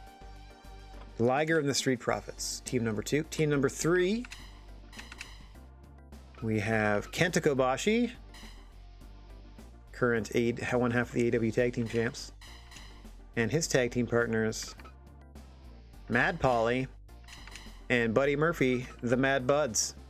Ooh, Becky Lynch is beating the crap. I think they're on a team. I don't think so, actually. No, they're not. I put them in the other match, so they'd be featured. And their first round opponent is going to be the Heartbreakers, headed up by Shawn Michaels, and featuring El Tejano Jr. and Flamita in their funkiest attires. Yeah, and Flamita. There we go. Now, on the opposite side of things, here we have the standard, starting at the next bracket. What Brett would I like? Love the spackles, or the splatter, whatever you want to call it. Hobbs. Welcome back, Hobbs. Hobbs is beat up. And Bailey. Welcome back, Mike Bailey. Formerly beat up. Not beat up at the moment. Okay, Mike Bailey. They'll be facing another first-time team. Let's go over here. John Moxley once again wants to be involved. He's teaming up with the former tag champs, the Yard Dogs, which to me is a pretty formidable team. Oof, we've almost filled the place at $20, and we have 2 more teams to announce. All right, now in the final match of the first round, Steve Austin is once again in this tournament, having found himself 2 new partners. Well, at least 1 new partner, it looks like. Because wouldn't you know it, William Regal back on board. Teaming with Austin. And their partner, oh my, Ilya Dragunov. Which I think is a perfect fit for Austin and Regal. We've now filled the place. I don't think we can do $40 because I don't think I can get 20, or I don't think I can get 18,000 people with this team, but we'll see, because wouldn't you know it, Austin's first round opponents, oh, happened to be Drew McIntyre, Yuji Hino, and Raven, and you can see the condition that Raven's in. Not good enough, but that's okay. We're gonna get at least 40,000 strong, that wise. And those are our 8 teams this year. Now let's do the match style and rules. That will be for the entirety of the tournament. First off, let's put the speed up to, I think it's 150. I don't know. I think it is. Pretty sure it's 150. Yep. 1 matches. So we're going to go barbed wire in the corners. Obviously, there's no time limit. Oh, yeah. The only way to win is by pinfall. No time limit. We're going to turn criticals off, for better or for worse. Rope breaks. Rope breaks are going to be off. I don't know why they would have rope breaks. There's no DQ. You don't need to worry about this. There's obviously tornado. Lumberjack is on, meaning that as soon as you get dumped out and exploded, you crawl back into the ring and keep fighting. We're going to go 6 weapons, 1 for each participant, because there's no weapons we can pull out from under the ring or out of the barbed wire corners. So we're going to leave all of that. And CPU level, it doesn't look like we get to really do much with that either. We just let it happen. Okay, so I have to change all that back later. That's it. And it's already a it's already the Trios Tag Team Championship is on the line. Everything else is good. We've sold this place out. We're ready to roll. So we have 40,000 strong to witness the Trios Tournament of Terror 2. Go ahead and confirm the match card here. Can I sell this place out with a print ad? No. Okay. Okay. Pretty sure it's 150. 6 weapons. Yeah, 1 for each person. No rope break. No DQ. Can't go outside. No critical either. Last team standing wins the title belts, wins the title opportunities, and wins the cash prize of $666,000 to split between all 3 of them. All right. That's what we're hyping up. Save that.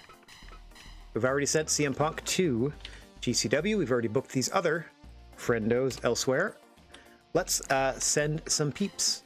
Let's try to... Oh, I wanted to also do this. Check this out. Oops, let's go up here. Just take a look at the relationship status in the bottom here. The bottom this way. GCW, friendly. Noah, friendly. Impact, friendly. Dragon Gate, friendly. All Japan, friendly. DDT, friendly. Ring of Honor, friendly. AAA, friendly. Big Japan, indifferent, but we've only ever had dealings with them once. CMLL, indifferent, and we're staying away from them for the sake of our relationship with AAA, because there's a big rivalry in Latin America, and we're going to stay out of it. We picked our lucha company to side with, and we did it.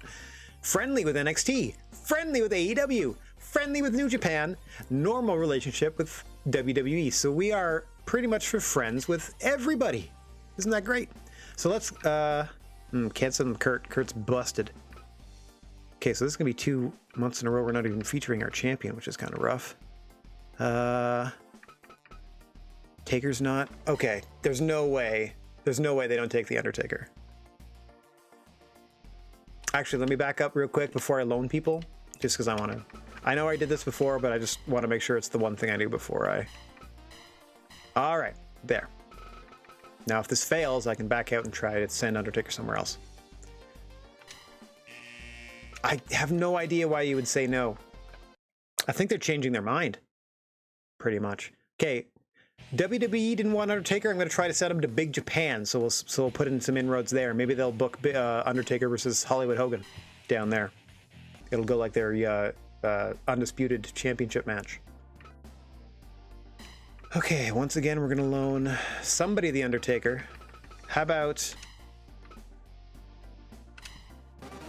Yeah, Undertaker to Big Japan.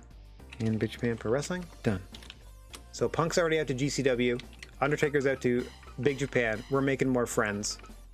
Let's see if they have interest in anybody. WWE. Like, we're sending other people to, like, maintain friendships. But in these cases, we're trying to, like, build them by sending them quality talent. Let's try Brody. He's BBB across... Like, he's a pretty decently popular wrestler. Nope. All right, backing out.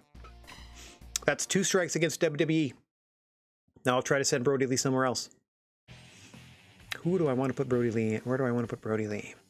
I'm sending Punk back to GCW because I'm trying to get him to drop that title. I can't do any Wayward Championships this month because we're doing the tournament, so at least I can try to facilitate that. Let's go AEW, and let's send them Brody Lee. No! Okay, well that's 2 strikes against Brody Lee now. And 2 strikes against WWE, and 1 against AEW. Lots to keep track of. Everybody gets three strikes one way or the other. All right, Brody Lee's last chance to go somewhere. Ring of Honor. Brody Lee. How about that? There we go. Brody in ROH. Okay, I'm trying to lend out 5 people in addition to Punk, so 6 total. Let's see. So I still want to send somebody to AEW because I would like to be friends with them enough to that to the point where we can eventually do a promotional battle against them. How about Randy Orton? Hang on one second.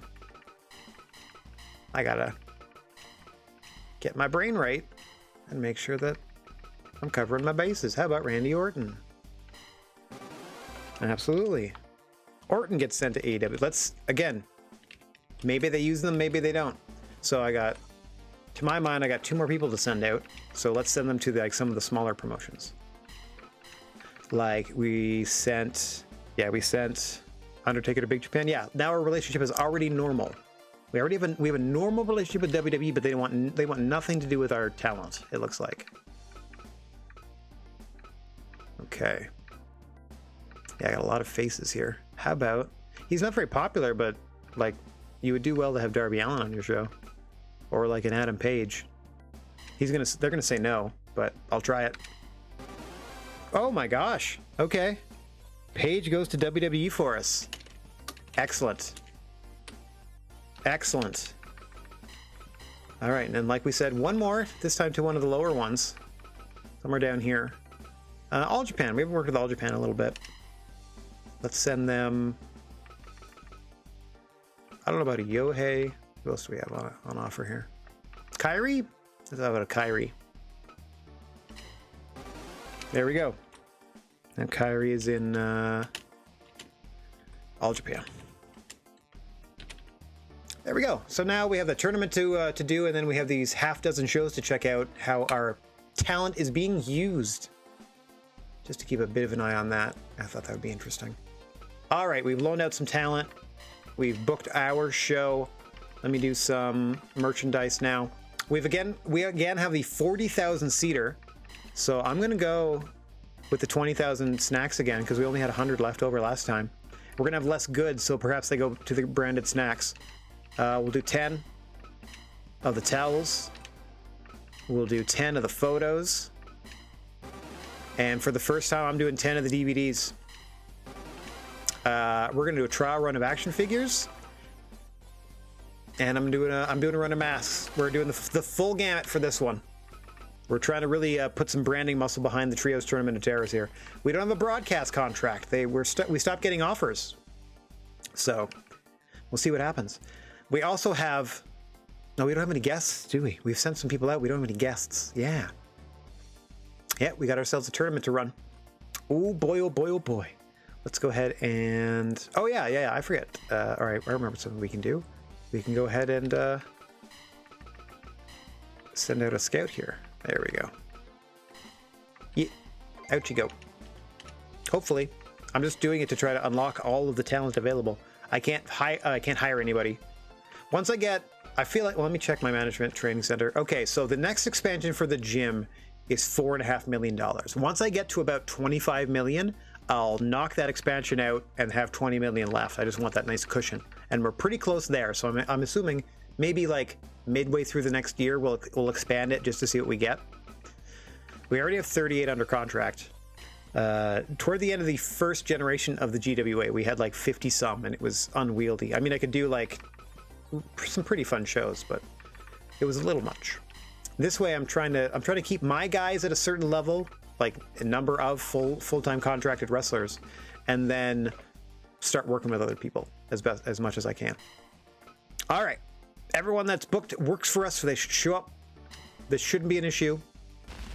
It is time for the Trios Tournament of Terror 2, what we've all been waiting for, our annual October event here in the GWA.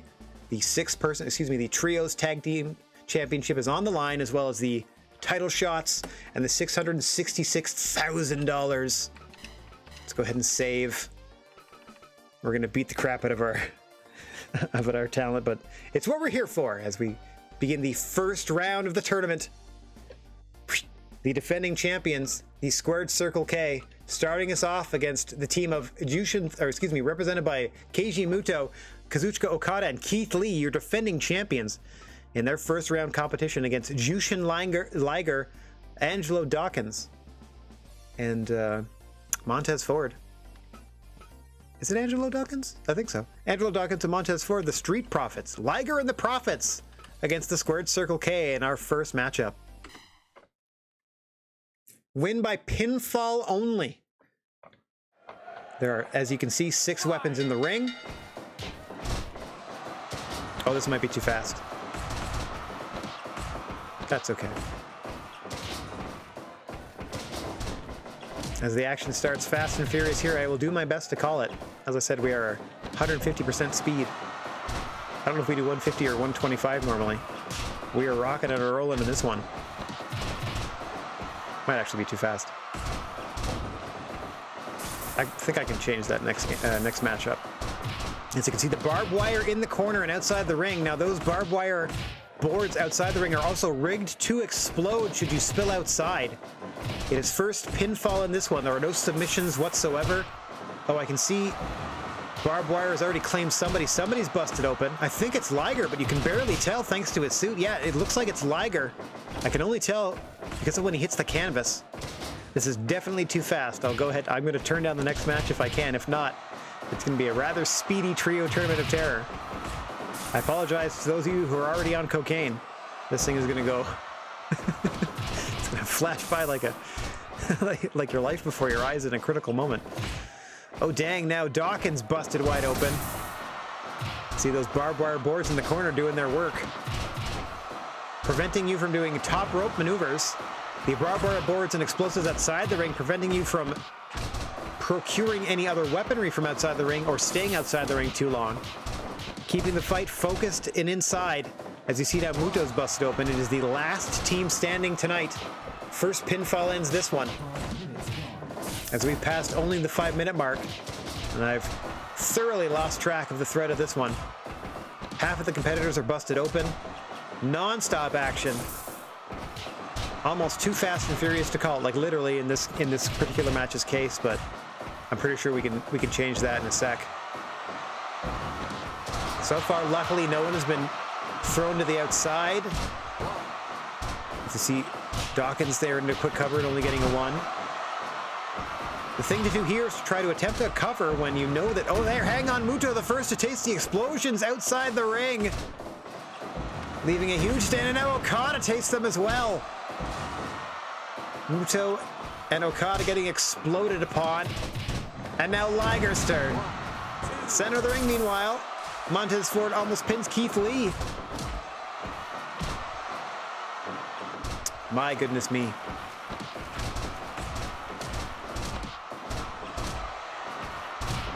Shining Wizard by Muto. So the bow and arrow submission. The Romero special, I think, out of Liger did no good, as there are no submissions in this matchup. I mean, it'll wear down your opponent for sure.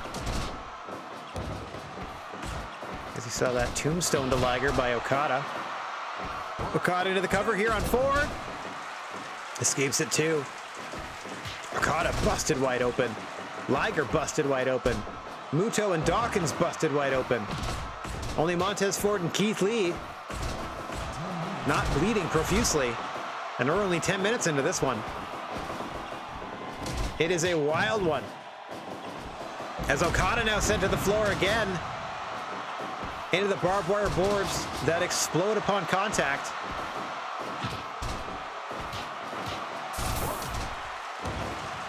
Pin attempt broken up there.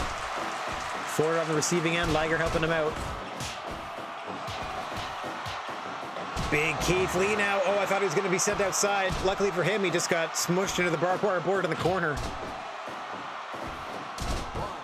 Okada into the cover. Liger escapes it too. The one night a year that the GWA goes incredibly hardcore. It's the Trios Tournament of Terror. This is the second annual. Barbed wire aplenty in this one. Last year we replaced the ropes with barbed wire, charged the ring with explosives, and set a timer for 30 minutes so the whole ring would explode. No match made it to the 30-minute time limit. Thank goodness.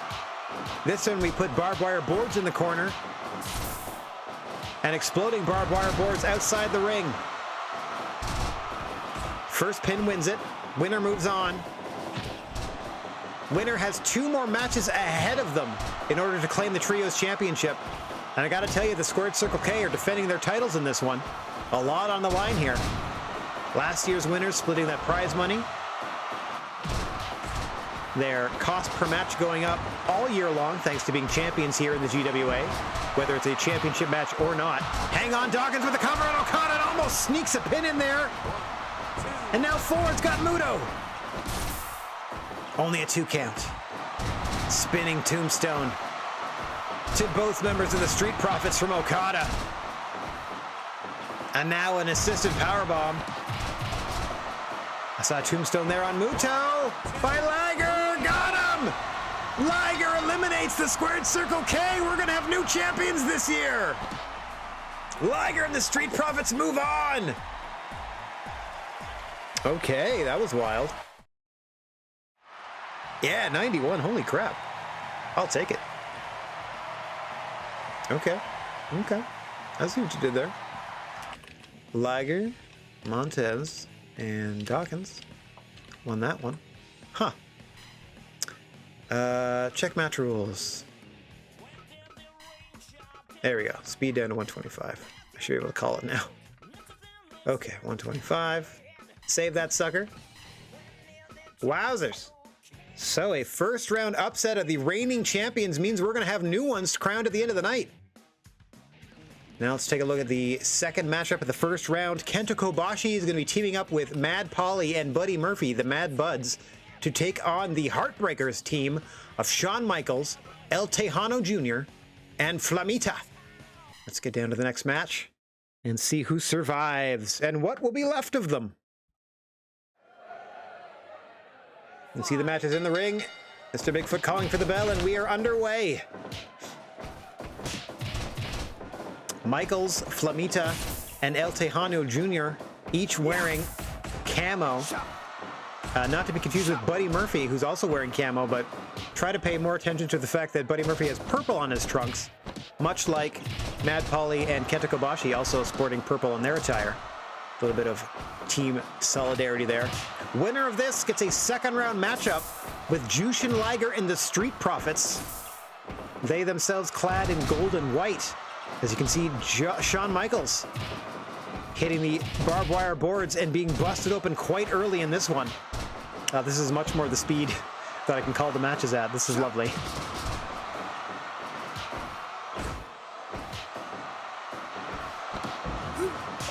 Oh, getting chopped down to the canvas by Kobashi as Michaels. Kobashi sent across the ring into the barbed wire board, but none the worse for wear. A quick reminder, there are no submissions in this matchup. First pinfall settles the score and seals the deal, and your team moves on. We're going to have a new Trios Championship squad crowned here.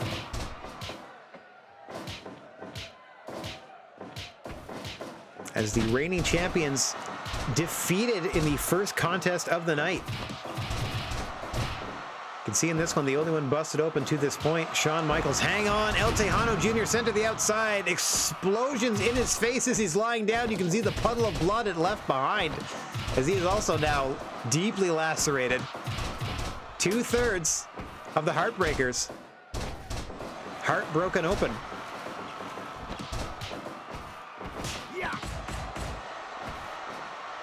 Kobashi, oh my gosh. Double German out of Tejano there. I don't know if that was a double team move or not. If that helped or hindered Flamita, who gets a spiral bomb from Murphy. 2. Flamita just escapes. These matches have zero chill in that they are tornado tag team affairs. And since everyone knows that if you win, you have to do 2 more of these suckers, they're looking for quick exits out of this first round. Spiral bomb, reminder, there's no rope breaks either. So you got to break up those pins no matter where they are in the ring. Buddy Murphy knowing that all too well, now sending Flamita out to the floor.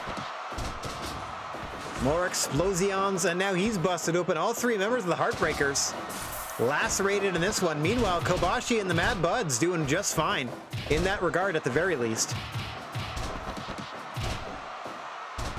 El Tejano with a cover on Mad Pauly, though. 2 count, Mad Pauly escapes. Big burning hammer lariat, or excuse me, a big burning lariat there to Michaels, I saw. Now that one-legged walls of Flamita, not going to get the submission here, but certainly going to hurt the leg of Kenta Kobashi. And the lower back, I would surmise.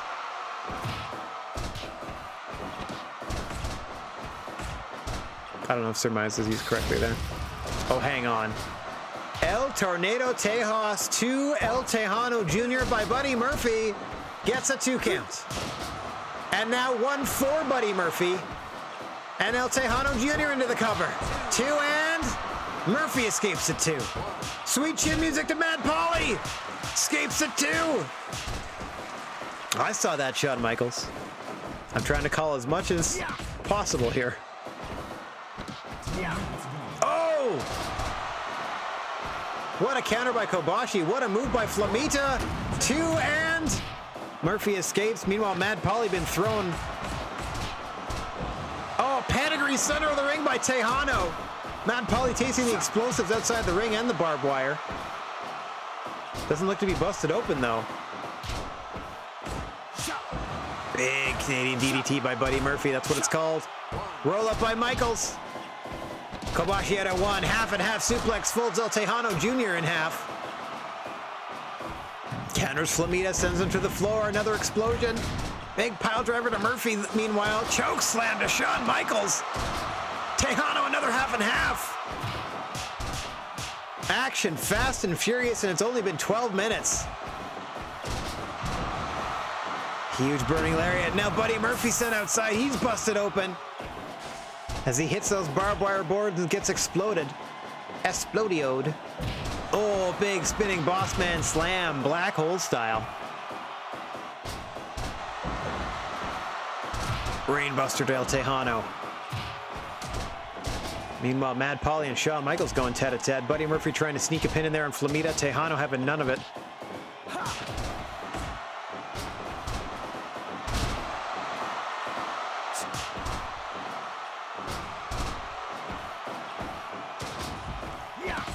Mad Pauly outside. Missed the boards. No explosion there for Mad Pauly. Lucked out. Michaels with another roll-up. Michaels with another roll-up, but Kobashi out at 1. Spiral bomb to Flamita. 2. Flamita out at 2. Assisted powerbomb on Mad Pauly. Kobashi, I see, countering Tejano. Double suplex coming up to Michaels, trying to send him out of the ring. No, nothing doing. Flamita now floats over a suplex attempt. Pauly Buster to El Tejano.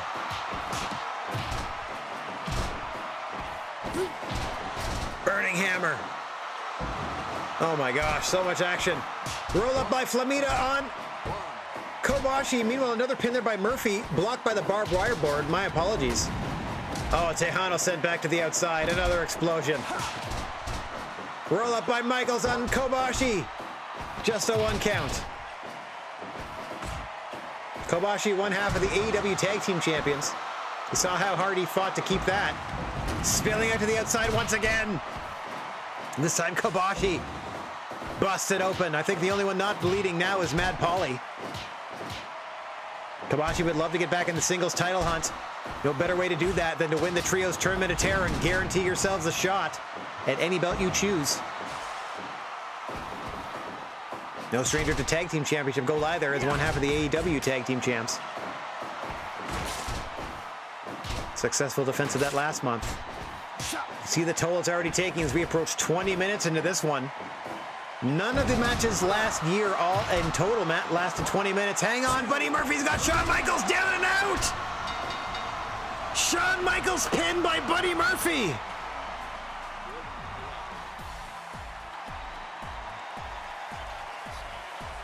And Kobashi and the Mad Buds move on. It's going to be Liger and the Street Profits against Kenta Kobashi and the Mad Buds in round 2.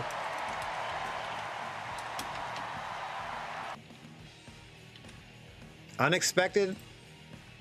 Wowzers, but still high 90s. We're still in the 90s. That's high enough for me. Holy baboli. Holy baboli. We're getting ready for round... No, it's this one. We're getting ready for match number 3 on the second half of the bracket here, as Bret Hart, Will Hobbs, and Mike Bailey, representing the Standard, are taking on the team of Jon Moxley and the Yard Dogs. That's Jon Moxley and former GWA Tag Team Champions Bill Bullock and Dave Mastiff. Let's get down to the ring for this action. Same rules apply. Only pinfall. No ring outs, no rope breaks. 6 weapons in the ring. Come as you are. Leave in a heap. Somebody's gonna bleed in this one. I'm making a bold prediction before it's all said and done. Someone's gonna be busted wide open, but the lure of the prize package at the end of the rainbow, the $666,000 split 3 ways, those fantastical trios championship titles that you get to hold for another calendar year and defend at the next tournament, that bumps your monthly pay. As you see, Mike Bailey first to taste the explosions early in this one and busted open right away. Serious early disadvantage for the Standard here. And the third and most important opportunity granted to you by winning this tournament, a guaranteed title shot anytime in the next calendar year for the title of your choice, be it singles or tag team. The only title not eligible are ones you don't qualify for weight-wise. And the Trios Championship itself, which again is only defended yearly in this very tournament. The only way to guarantee yourself a spot in the tournament is to win the previous one. Mind you, it is a first-come, first-served basis after that.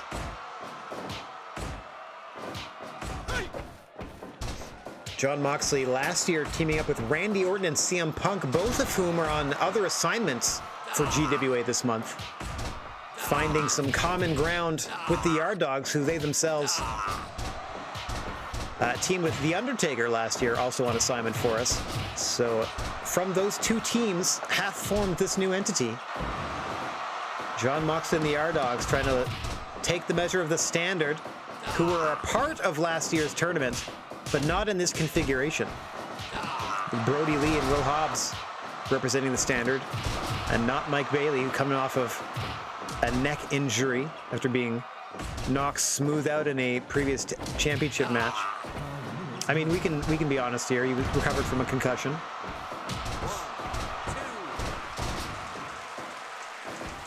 Two count there at the 5-minute mark. Big Dave Mastiff. Just this type of matchup seemingly built for his style.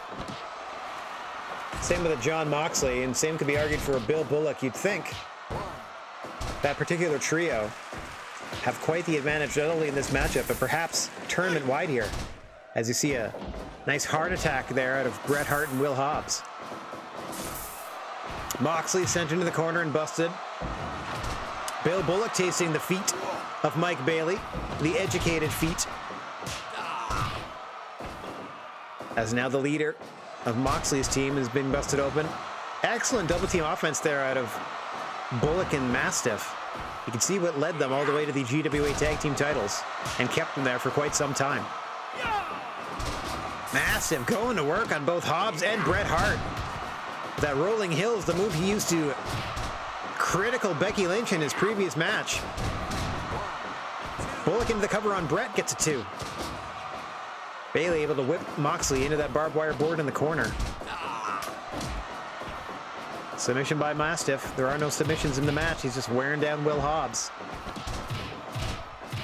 Bailey back and forth with those kicks. Back to the midsection again. 3 singles matches kind of breaking out here.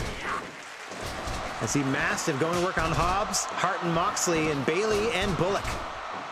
Nice super kick there by Bailey. Mastiff with a German on Will Hobbs, just able to escape. Oh, paradigm shift at the same time as Mastiff hit that brainbuster. Brett trying to fight his way back into this one. Big exploder suplex there, underhook style. And another paradigm shift to Bret Hart. And a huge powerbomb to Bailey. 1, 2. Bailey escapes. Bret Hart gets a 1 count. If he'd run to the John Moxley cover, that could have been the end of the matchup. Bret Hart in the stand are in a big bad way here, as now Hobbs and Bullock also busted open. Not a lot of explosions in this one to this point. Mind you, I don't want to jinx it.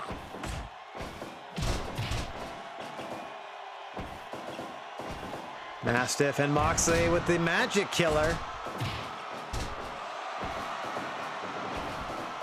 Brett now coming up with a big pile driver on Bullock. Rolls him into the pin. 1, 2. Bullock just escapes. Bullock firing back with a fisherman buster. Into the stomach claw. It can't end a match, but it can permanently cripple you in this matchup. Nothing Brett can do until he can fight his way free, which he barely does. Nice delayed suplex by Hobbs. Onto Mastiff. Anything you do, keep Mastiff at bay. Hang on, one-winged angel by Mike Bailey on Mox. Prison plex by Bullock on Brett. 2 quick near falls, but we fight on.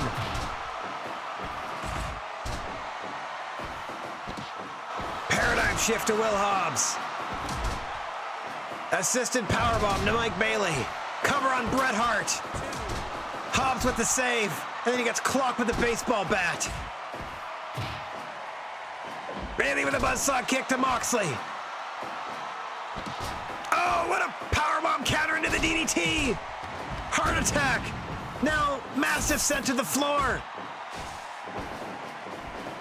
Blood everywhere.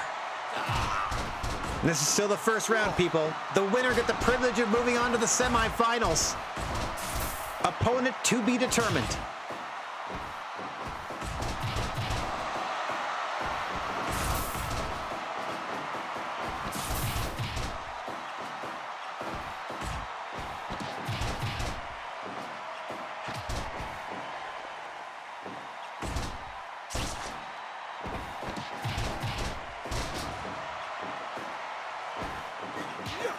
Oh, saw Mox thrown it in the corner while Brett was just punched down by Bill Bullock there.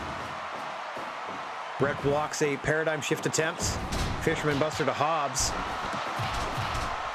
Approaching the 20-minute mark of this one. I was not expecting these matches to go this long. Hang on, prison plex coming up.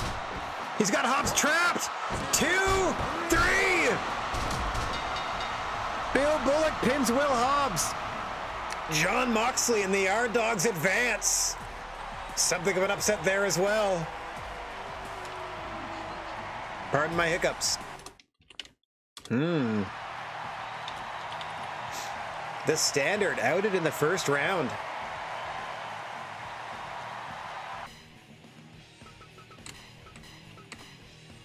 Speaking of the first round, coming up next is our last first round matchup. Steve Austin has found himself couple of tag team partners, one being William Regal, who's off again on again friend, I guess frenemy. And they have enlisted the services of Ilya Dragunov, former GWA junior heavyweight champion, to complete their trio.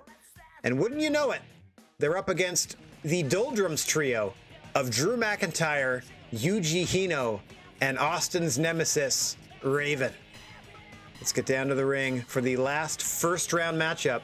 Winner moves on to face Moxley, Bullock, and Mastiff. So a tough task ahead of the winner of this one, as our semifinals will be set at the conclusion of this one. Mr. Bigfoot ringing the bell, and we are underway. The Austin Doldrums feud has been raging for the better part of a year now. Austin begging Raven for the third and deciding singles match between the two of them. Raven taking the first one in a war. Austin, hang on, Austin, the first to taste the barbed wire explosion to this one and busted open early is Stone Cold. We'll keep an eye on that situation as the captain, one of the squads here, at a definite disadvantage in the early going of this contest. As I was saying, he unsuccessful to defeat Raven in their first one-on-one meeting. The second matchup, Austin took the fight to the floor early and focused on the midsection of Raven, putting him away with his new submission hold, the Austin Crab, his version of the Boston Crab.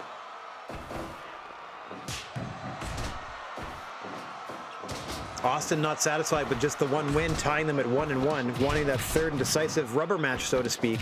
Raven denying him, putting forth 5 tasks that Austin must complete. Austin unfortunately failing at the second task, which was to attempt to wrestle the tag team championships away from Yuji Hino and Rey Fenix with partner William Regal. So I don't know where things stand in terms of Austin earning himself a future singles contest against Raven, but I feel as though Austin, William Regal, and Ilya Dragunov being successful against the Doldrums here might go a long way in convincing Raven to perhaps tempt Austin with a future contest. I do not know where Austin goes from here if the Doldrums pull this out. If I'm to be perfectly honest, as you see Yuji Hino going into a cover on Austin. All 3 members of Austin's squad busted wide open. Meanwhile, the Doldrums members, if they have any blood upon them, it is not their own, nor is it a member of their teams.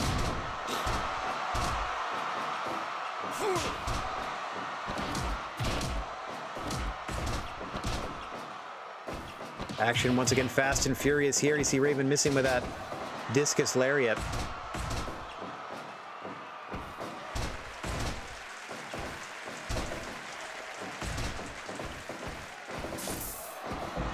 Oh, Regal blocking the attempt to set him outside. Nice exploder counter there to Hino. But once again sent into the barbed wire board. The Doldrums making sure these wounds stay fresh. Oh, a big pile driver to Austin on the chair. Big exploder there to Hino. Dragunov and Regal isolating Hino. Meanwhile, McIntyre and Raven taking out Austin. 2 2-on-1 situations, one on either side of the ring. Teardrop suplex to Hino. Bulldog under the chair by Raven to Austin, I just saw there. Either he hit the chair on the way down or rolled over it. Either way. Not a friendly greeting from the Steel as you see Raven now busted open in the corner. That should bring some relief to Austin's side. Stunner into the rock bottom by Austin and Regal. Elects not to go for the cover right away. Double suplex coming up to McIntyre, unable to send him out of the ring. Hino, meanwhile, working over Dragunov in the corner. Throwing belly to belly. Once again, unable to send his opponent out of the ring. Meanwhile, even flow to Raven to Austin, middle of the ring, almost puts him away. Austin furious at the 10-minute mark, but turns his attention to Raven's partners here. Oh, was looking for the right weapon to attack Raven with, it looked like. And back into the Austin Crab, center of the ring. It's not going to win the match here. No submissions. Austin's new favorite submission hold, that Austin Crab.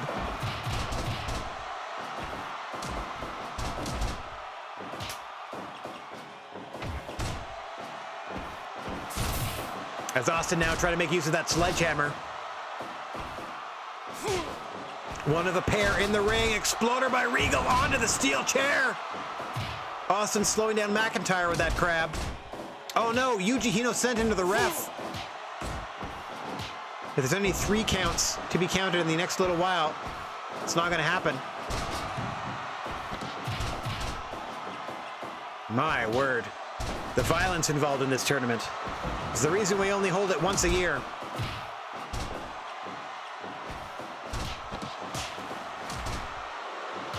As you see Hino and Dragunov exchanging blows as Austin encourages them.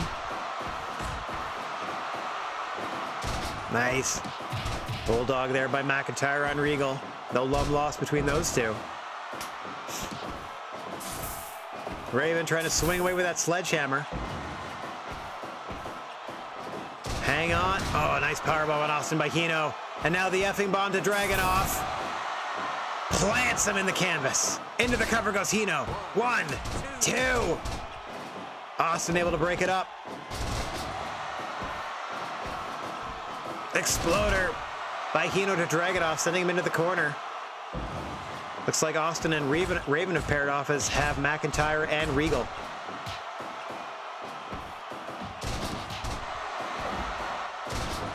Nice neckbreaker there by Regal. Dragunov reversed into the ropes. McIntyre suplexed into the corner.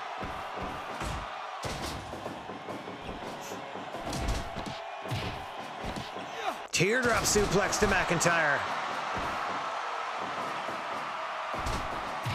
Hino reversed into a cover. Even flow to Austin once again. 1, 2. No, Austin escapes.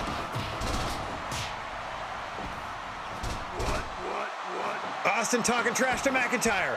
Locks in the crab, but it's not going to help him.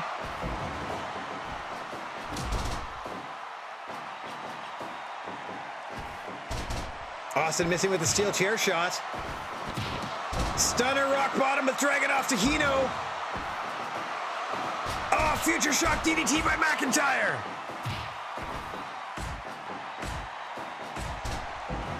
This thing could go either way.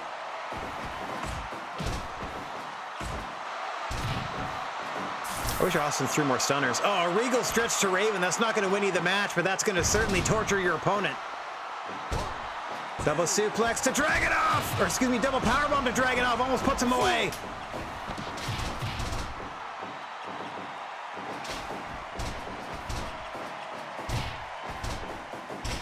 McIntyre helps Hino out of the teardrop suplex situation.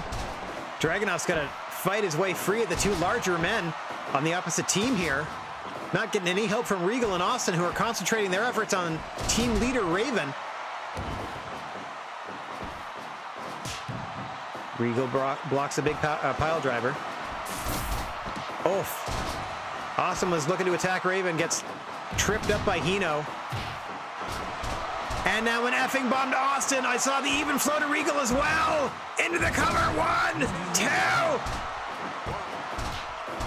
Austin able to escape Hino as well. Stunner to Hino. Center of the ring. Austin with the cover. Got him. Austin, Regal, and Dragunov moving on. Another interesting wrinkle in the feud between the Doldrums and Steve Austin. Hey, SSD Ninja! What's going on? Welcome to the second round of the Trios Tournament of Terror. The semifinals are set. Well, things have been doing quite well. Hope you've been doing well yourself. Let me get on screen and say hi. Hoya! Nice to see you. I hope you're having a good one. We did our September event, crowned some champions here and there, and we sent some friends out into the wrestling world, and we are ourselves holding our annual Trios Tournament of Terror, which is our new October event, each and every October in our wrestling universe here. The Trios Championship is on the line. The winning Trios, each individual member gets their own title shot for a GWA championship of their choosing of the next calendar year, and they get 666,000 fake dollars to split between them. That's $222 a pop. If you want to do it evenly, that's up to them. All right, our semifinals are set after defeating the defending champion Squared Circle K contingent of Keiji Muto, Kazuchika Okada, and Keith Lee. Jushin Thunder Liger and the Street Profits of Montez Ford and Angelo Dawkins are taking on former GWA heavyweight champion Kenta Kobashi and his tag team partners, the Mad Buds, Mad Polly, and Buddy Murphy. That's one half of our semifinals, and it's coming your way right about meow. Hoo-yah! As I get myself out of the way, save it one more time, and then get ourselves ready for our first of two semifinal matchups. Rules are the same in every round. Pinfall only. There are 6 weapons in the ring, 1 per competitor. Barbed wire boards in each corner. Exploding barbed wire boards surrounding the ring. Those explosions are pressure sensitive and triggered when you are thrown outside the ring. All you can really do is crawl your way back inside and continue the fight. The only way to win is by pinfall in the ring. There are no rope breaks, but so long as you are in the ring and the referee, Mr. Bigfoot, is able to count the 3. Hang on, Liger. Oh, first to get exploded and busted open right away is Jushin Liger. Hard to tell because of his full bodysuit. Hang on, and now Dawkins outside. 2/3 of Liger's team now. Busted wide open in the opening minutes. Thanks to those explosions. Kobashi and the Mad Buds putting a hurt on Liger and the Profits in the early going.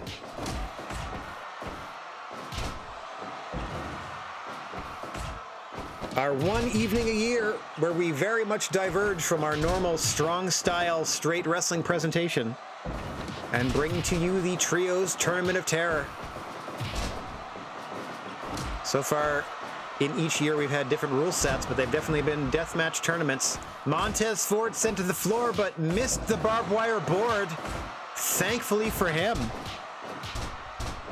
Sound strategy by Kobashi and the Mad Buds, taking their opponents outside as you see a double team off the ropes there out of Kobashi and Murphy towards Dawkins.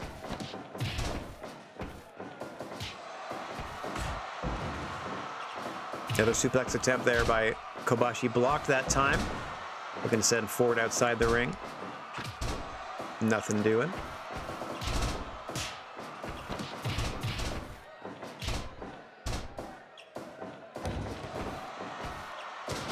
Hang on, burning hammer to Liger. Meanwhile, Matt Pauly tastes the explosions on the floor as well.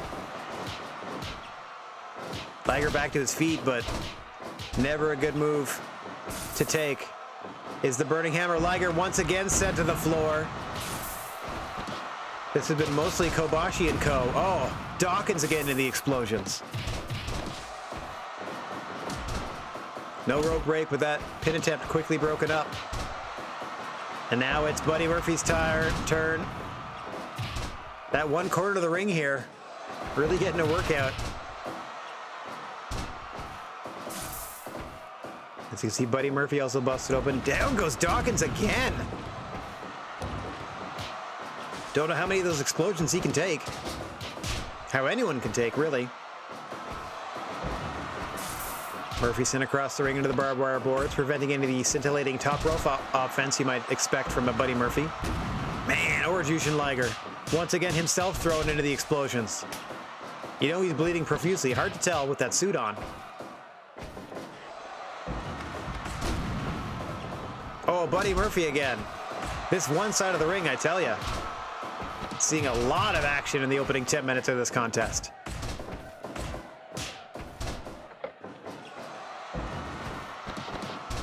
Liger into the cover, center of the ring on Pauly. Trying to sneak one in there. Wouldn't have surprised me if it worked, but just a 2.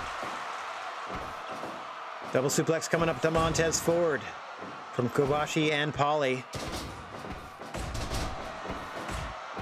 Have looked dominant in this one to this point. Have Kobashi and the Mad Buds. Though as I say that, here come Liger and the Profits. Seem to be concentrating on keeping the laceration of Buddy Murphy freshly open. Here comes the Pauly Buster to Montez Ford, but he's unable to capitalize because Angelo Dawkins drags him all the way across the ring. Meanwhile, Liger barely escapes a pin attempt. Almost too much action to call, but we're doing our best. Big suplex to Kobashi. Again, no submissions here. All they do is wear down your opponent. The only way to win is to secure a 3 count. Big spine buster by Murphy to Dawkins. Just rolls the shoulder. Meeting of the minds there. Big spine buster by Dawkins, this time to Murphy. Just escapes it too. Roll up by Montez Ford on Pauly. A 2 count. Big tombstone coming up by Liger. Into the cover. 1, 2. Buddy Murphy escapes. Reverses Dawkins into the ropes. And by ropes, I mean the barbed wire board and the turnbuckle. Big spine buster by Dawkins once again, this time to Kobashi. Gets sent into the barbed wire board. Holly suck and win. Half and half suplex by Kobashi to Ford. Meanwhile, Powerbomb flipped him over, hit a V-trigger on Liger, did Buddy Murphy. What a combo. Small package on Mad Pauly. Just escapes. Another one broken up that time by Kobashi. You have to find a way to try to pin one of your opponents while your 2 tag partners and your 2 other opponents are distracted or else otherwise occupied. Big Liger bomb. Oh, and a big power bomb coming up. Thought it was going to be a Liger bomb. Now Kobashi. Delayed suplex to Liger. Just trying to keep an eye on who's got a pin in mind. Buddy Murphy coming out of this. Flipped over, V-trigger. Rolls him into the cover, but Angelo Dawkins is right there to break it up before he even gets positioned for the pin. Great teamwork there out of Dawkins and Liger. Oh, now Mad Pauly sent across. Liger looking to isolate Kobashi. Nice capo kick. Caught him in the jaw.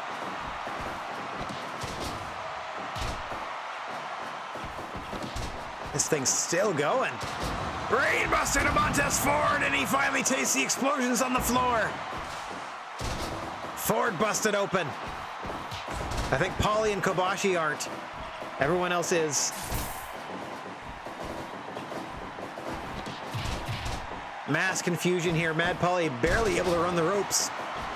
Pardon me. Burning hammer to Liger. Sends him to the outside where he gets explodioed.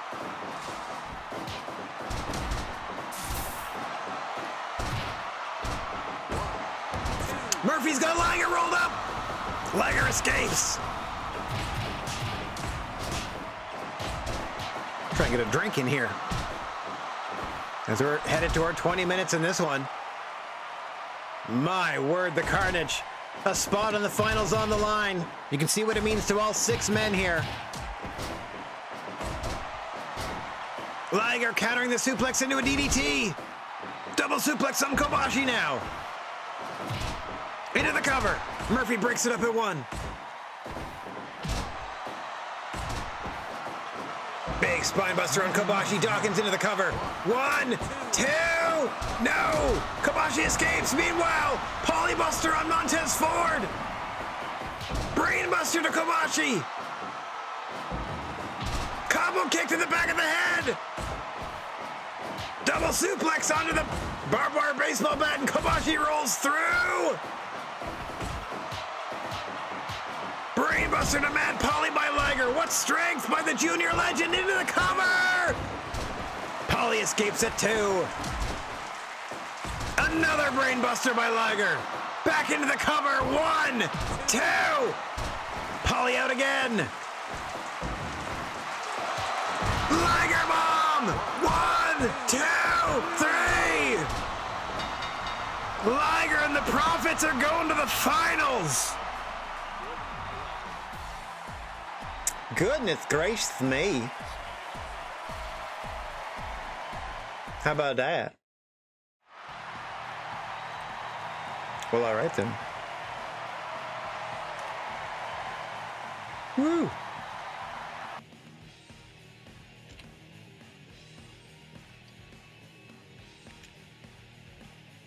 All right, so Liger and the Profits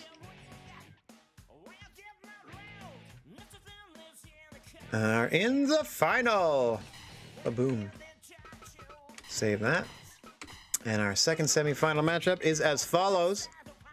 Jon Moxley and former GWA Tag Team Champions, the Yard Dogs, Bill Bullock and Dave Mastiff, knocking off Bret Hart, Will Hobbs, and Mike Bailey, representing the Standard in the first round.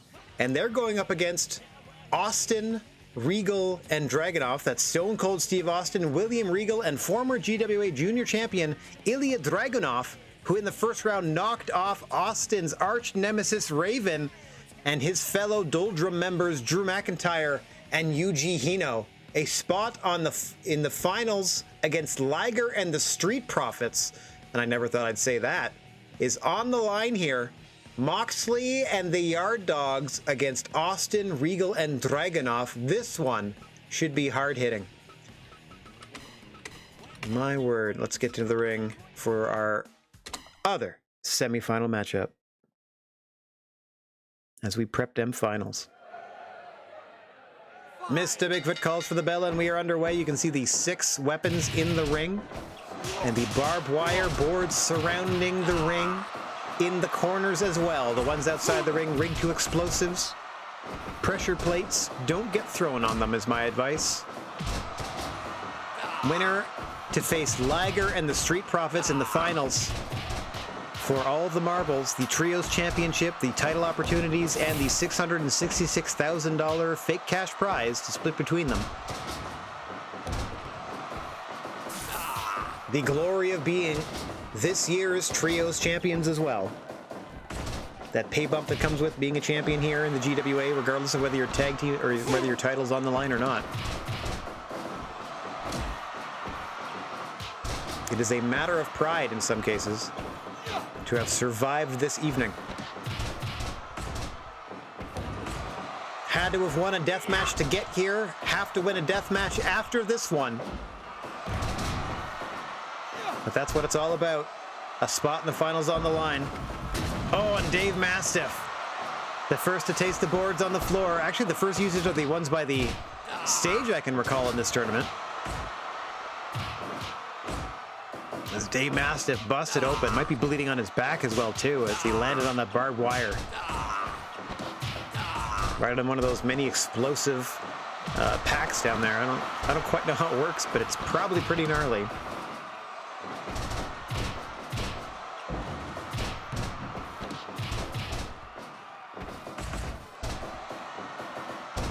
So in the first round of this competition, both of the winning team and 2/3 of the finalists were eliminated because the winning team was a squared circle K, and in the final they were in the finals against the Doldrums, who were eliminated by the Austin's team here. And the team that took out the champions, the reigning champions, which was Keiji Muto, Kazuchika Okada, and Keith Lee, happened to be Jushin Liger and the Street Profits, who have earned themselves a spot in the finals and are one win away from all their dreams coming true. Liger coming off an unsuccessful attempt to become GWA Junior Heavyweight Champion. Street Profits had a brief run as Tag Team Champions, so who knows what would be on the mind of all 3 of those gentlemen, because they each have individual opportunities at titles, depending on what they choose in the next calendar year. Lots to chew on, a lot to speculate as to how things may go here, depending on how these finals work out. John Moxley's been looking for all sorts of opportunity in the GWA, finding it difficult to get booked, even. But we do send him around a lot to help out his popularity elsewhere and as a brand representative.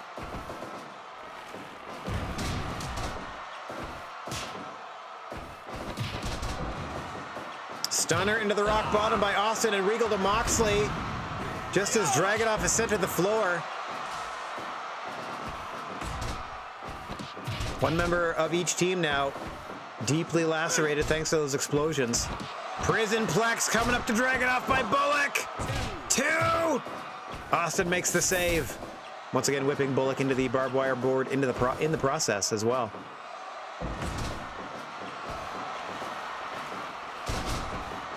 No submissions, so that single crab on Austin is just going to wear him down.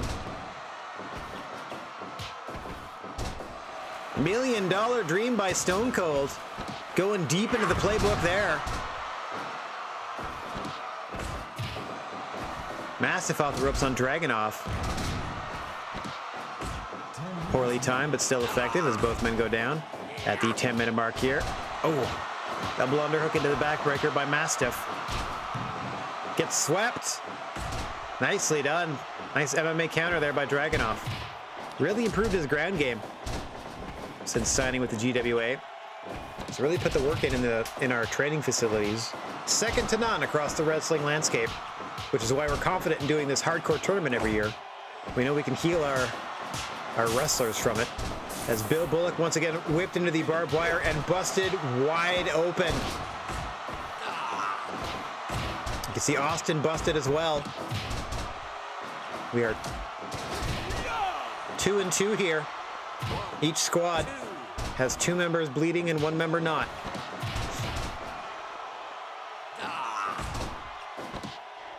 So you see the toll this match is taking on Bill Bullock. Excuse me, Dave Mastiff. I misspoke there.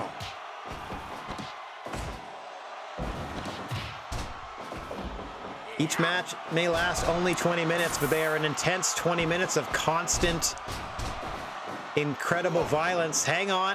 Oh, William Regal's spike with the brainbuster, then rolls to the floor on instinct, and it cost him in a big bad way with those explosions.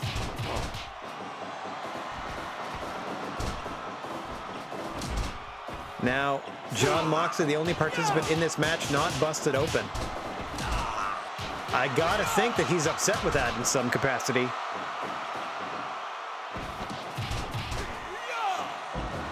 Nass with the big suplex on Austin. Now Moxley's busted open, and it's a full 6-pack of whoop-ass now opened in this contest. As we said, spot on the finals in the line. Liger and the Street Profits await as the stomach claw applied there to Ilya Dragunov. Nothing he can do until he fights his way free. Version of the Regal stretch applied by Mastiff to Austin. Interesting tactic there. As we see Austin and Moxley pairing off. They've had a singles contest in their past.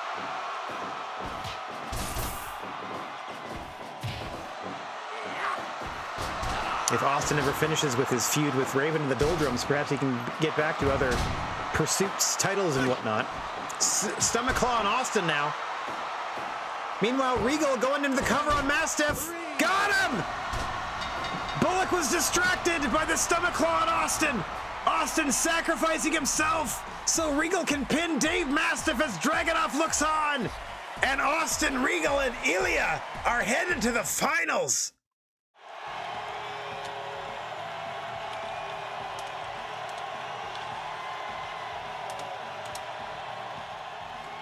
All right, then.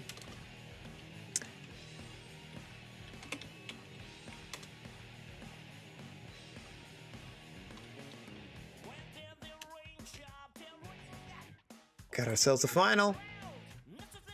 Hang on. Save. Thank you. Oh, the knee trembler out of nowhere. Didn't even notice it. Beautiful. Not a great match, though. Brought our average down, but that's okay. Because we have our finals coming up next. Liger and the Street Profits against Austin, William Regal, and Ilya Dragunov. This is it, your main event of the night. This is for all the marbles, for the championships, the trios tag belts. This is for the title opportunities and the $666,000, and we are underway. Oh, Dragunov bounced off the barbed wire board and split open immediately. Austin's team having the lesser of the rest period between the semifinals and finals. Not a lot of time for these wounds to heal. As you can see, Dawkins busted open again quickly by Dragunov in the opening minute here. This thing could end at a moment's notice with all the punishment all 6 of these gentlemen have endured to this point.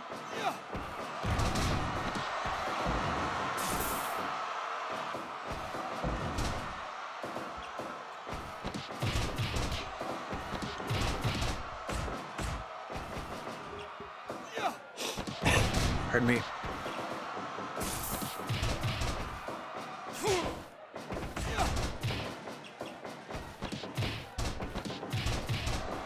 Oh, Dragunov with that running knee strike to the face of Ford. Dragunov would love to get back into title contention. And there was a guaranteed title match on the line to every member of the winning team. Nice rock bottom stunner combo there by Dragunov and Austin. Dragunov hitting that powerbomb of his, now whipping Angelo Dawkins across the ring. My apologies, my speech patterns being a little broken. I'm trying to follow all 6 competitors at once. So my brain is pre-commenting on things that I may be watching, while I may be saying something else entirely. Montez Ford wishing he was somewhere else entirely after being tossed out of the ring onto those explosives. Both members of the Profits busted wide open. What on earth just happened there? As both Liger and Ilya Dragunov find themselves out of the ring at the end of that crazy animation, which I believe was a countered suplex into a suplex by Dragunov. Now Regal outside. Oh, you can see the pool of blood he left behind on that. My word. Most competitors in this severely damaged. Liger and Austin, the 2 team captains. The only 2 not lacerated at the moment. But we're not even 10 minutes into this finals. Trios gold on the line in this one. Title shot opportunities. And as we said, those 666,000 smackaroonies that do not exist in any way, shape, or form. But they can split between them. Liger to the outside. What? Austin feeling it in this one, just stomping away at Montez Ford. Liger looks like busted open as well. Again, hard to tell with that full body suit. Looks like Austin, the only member of this match, not bleeding. Liger almost stole it while Austin and Regal were distracted by that combo.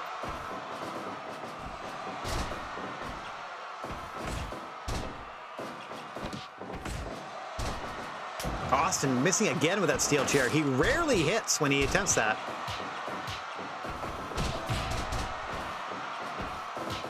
I don't know if he doesn't space himself properly or what, but it very rarely works. Counters the Hurricane Rana into the powerbomb to Austin, but Dawkins is there to break it up and then eat a powerbomb onto the chair. Power of the punch by Regal to Ford. Doesn't go for the cover though. Liger bomb. 1. Oh, Dragunov breaks it up immediately. Austin signaling for the end here. Nice butterfly suplex by Regal to Liger onto the chair. I don't even know if he knew it was there when he did it. Bit of unintentional synergy between Regal and Austin there. Low blow by Austin. Dragunov taking the measure of Montez Ford. Regal with another butterfly suplex onto the chair. Small package by Montez Ford on Dragunov, and he just escapes. Austin, meanwhile, had Liger folded up, and he couldn't get the pin in time. Pin couldn't be counted in time, and we fight on here.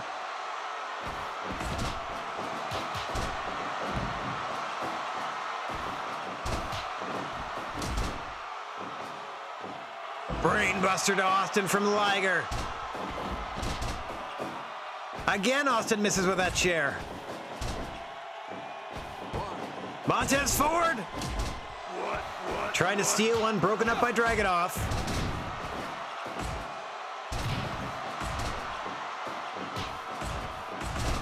I feel like I should futz with his Austin and turn up his stunner. I feel like he should throw it more often. I don't see it often enough in his matches. Ford again trying to steal one, and Ilya Dragunov keeps the match alive for his team. Couple of power bombs. Big spine buster to Regal.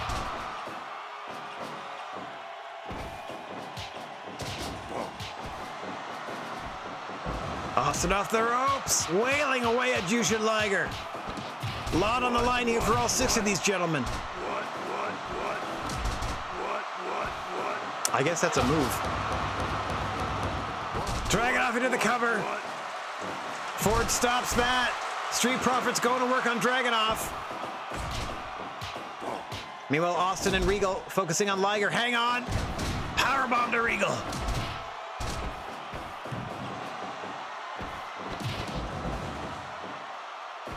Stunner rock bottom combo to Montez Ford. Pin that man, Austin. Oh, just ramming a chair into his chest. That's not going to win you the matchup, Stone Cold.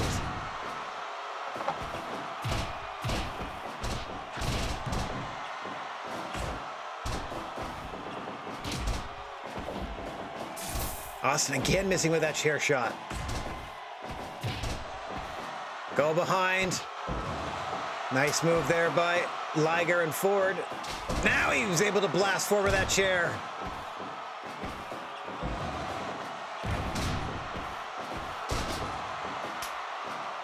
Brainbuster to drag it off, but he's sent outside.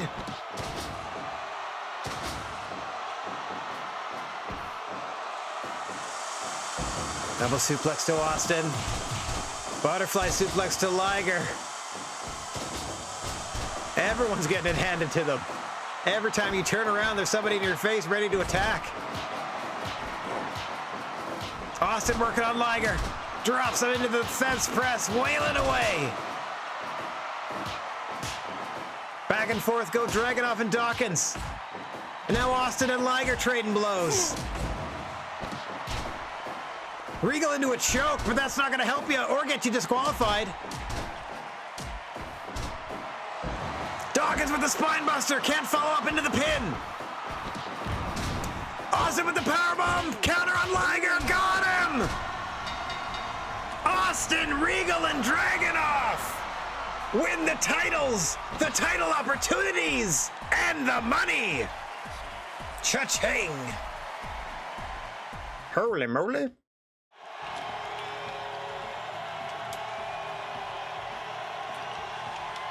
Woo! All right. I mean, apparently terrible. And there we go. Oh, yeah. All right, we're on screen. Here are your new champs. Austin, Regal, and Dragunov. So they get title matches. Overall, 81. We still managed to keep it above 80 somehow. Holy crap. Whoa, that's lucky. Okay, so we have some friends to look in on. And I got to worry about changing the rules back. Wowzers! Okay, let's get over here. Let's end this event. Let's see what the fallout is. Yep, they won the 6-man belts, or the Trios Championships. That's the only belt that changed hands this month. That's terrible, because that means that the GCW belt didn't change hands again. So we got to look at him. Oh wait, we don't know yet. Pagano is the AAA champ. Good, keep it in AAA. We have new wait a minute. Woods, Williams, and Vincent. None of those are me. Who did I send them? I sent them Brody. Nope, none of those were Brody. Wait. Uh-oh. Okay.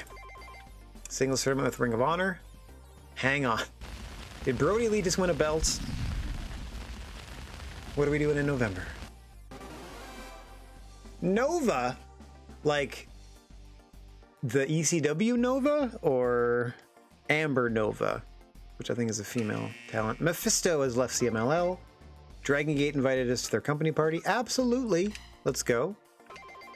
Sarov from NXT wants to come back in. Let's say yes to this. Isom from... Okay. Hang on one second. I'm putting this in my month 11 rules. Or notes. Sarov in from NXT. And then Isom in from ROH. Absolutely. Sorry about that, Nick Gage. That was last month. We were in the middle of our own Trios Tournament of Terror. Let me check real quick. Title. No. Wrestler stats. If I go to Brody Lee and they have a title belt here. Oh, good. Okay. So, let us first do our training center maintenance. First and foremost. We're not upgrading anything this time around. Or maybe we'll do one. Oops. We'll do one after we... we'll do the maintenance. We'll upgrade one of them because they're over 100,000 each now.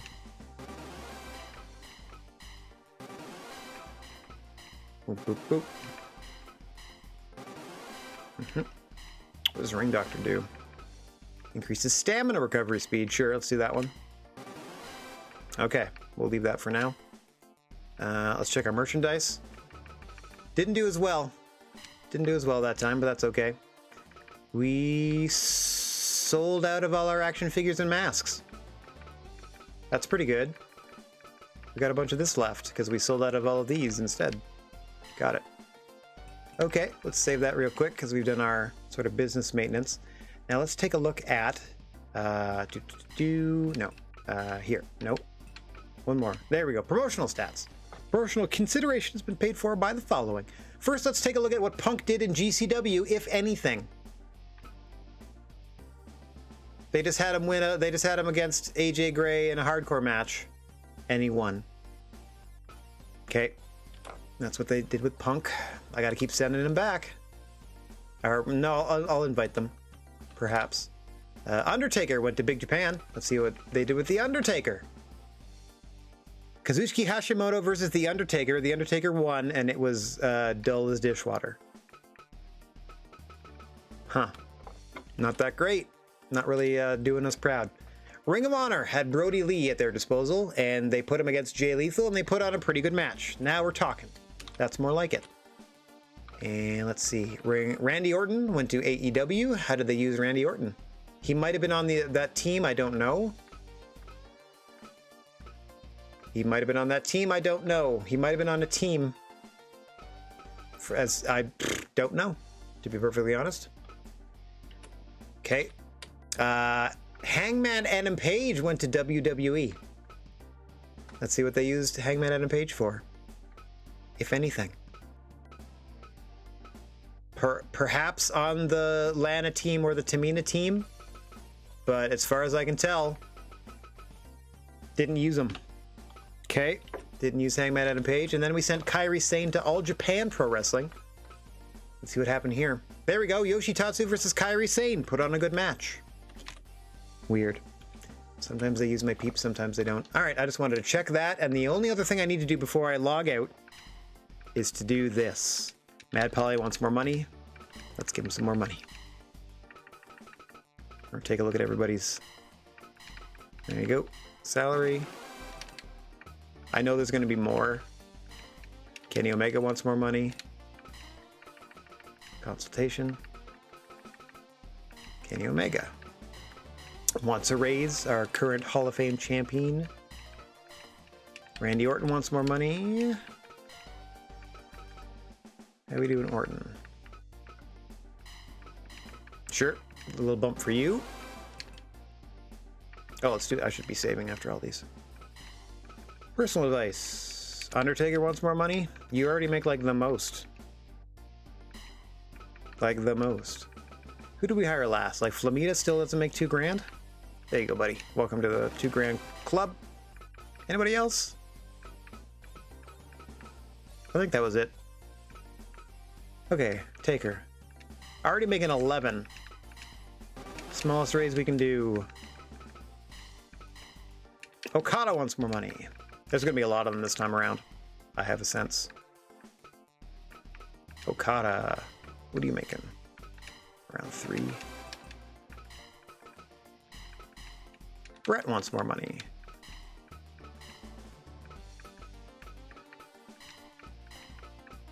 You got it?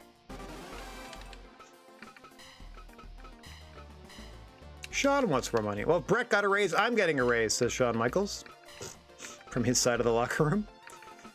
You got it. Oh dear. Make it slightly more than Taker. Personal advice. Mox wants more money. Everybody always wants more money. Nobody ever wants to take a pay cut. Oh dear. Wow, this guy's making the most of all of us. Well, no wonder he's relatively happy we don't use it much, because he still gets paid either way. So he doesn't have that wear and tear. Oops, not this. I want to do this first. Anybody else? Okay, that's all for this time around. Done, done, done. We already checked what our friends did with what we gave them. We are ready for November. We have all our champions intact, and I got to think of what Austin, Regal, and Dragunov want to do. I also got to think how Raven factors into this, because I don't think the Raven-Austin feud is finished. I think, all right, I'm already booking it now. At the final show of this year, Steve Austin is facing Raven in one-on-one competition, and Austin's title match is on the line. There we go. That's how he gets a new singles match with Raven. He puts his guaranteed championship shot on the line against Raven on the last show of the year. All right, something good to go out on. All right, thanks very much, everybody. Let me get myself front and center for this one. Hui! Hey, ow. So I can thank everybody for watching, no matter where or when you happen to be, and wishing everybody out there chill vibes and clear skies. And if you find yourself in possession of a plethora of positive energy, please share it if you can spare it. Don't forget about your old pal, the Silent G, Rad Gnarly, saying so long for now. We are going to be back on the air Friday evening at 7 p.m. Eastern to spend an evening with our motley crew of misfits in 7 Days to Die. So until then, TTFN, and before we go, we're going to find somebody to spread a little love to on our way out of here. And I think, yes, in fact, I know that our boy Detective Foom is currently broadcasting a little game show, games presentation. Let's go ahead and raid them. Thanks very much for hanging out, everybody. As we said, we're going to be back 7 p.m. tomorrow for another 6-hour session, 7 Days to Die, with our half-dozen crew members having a good old time. All right, let's get this loaded up proper, lar. All right, the raid can begin, and I shall chagrin. Peace out, everybody. Have a good one.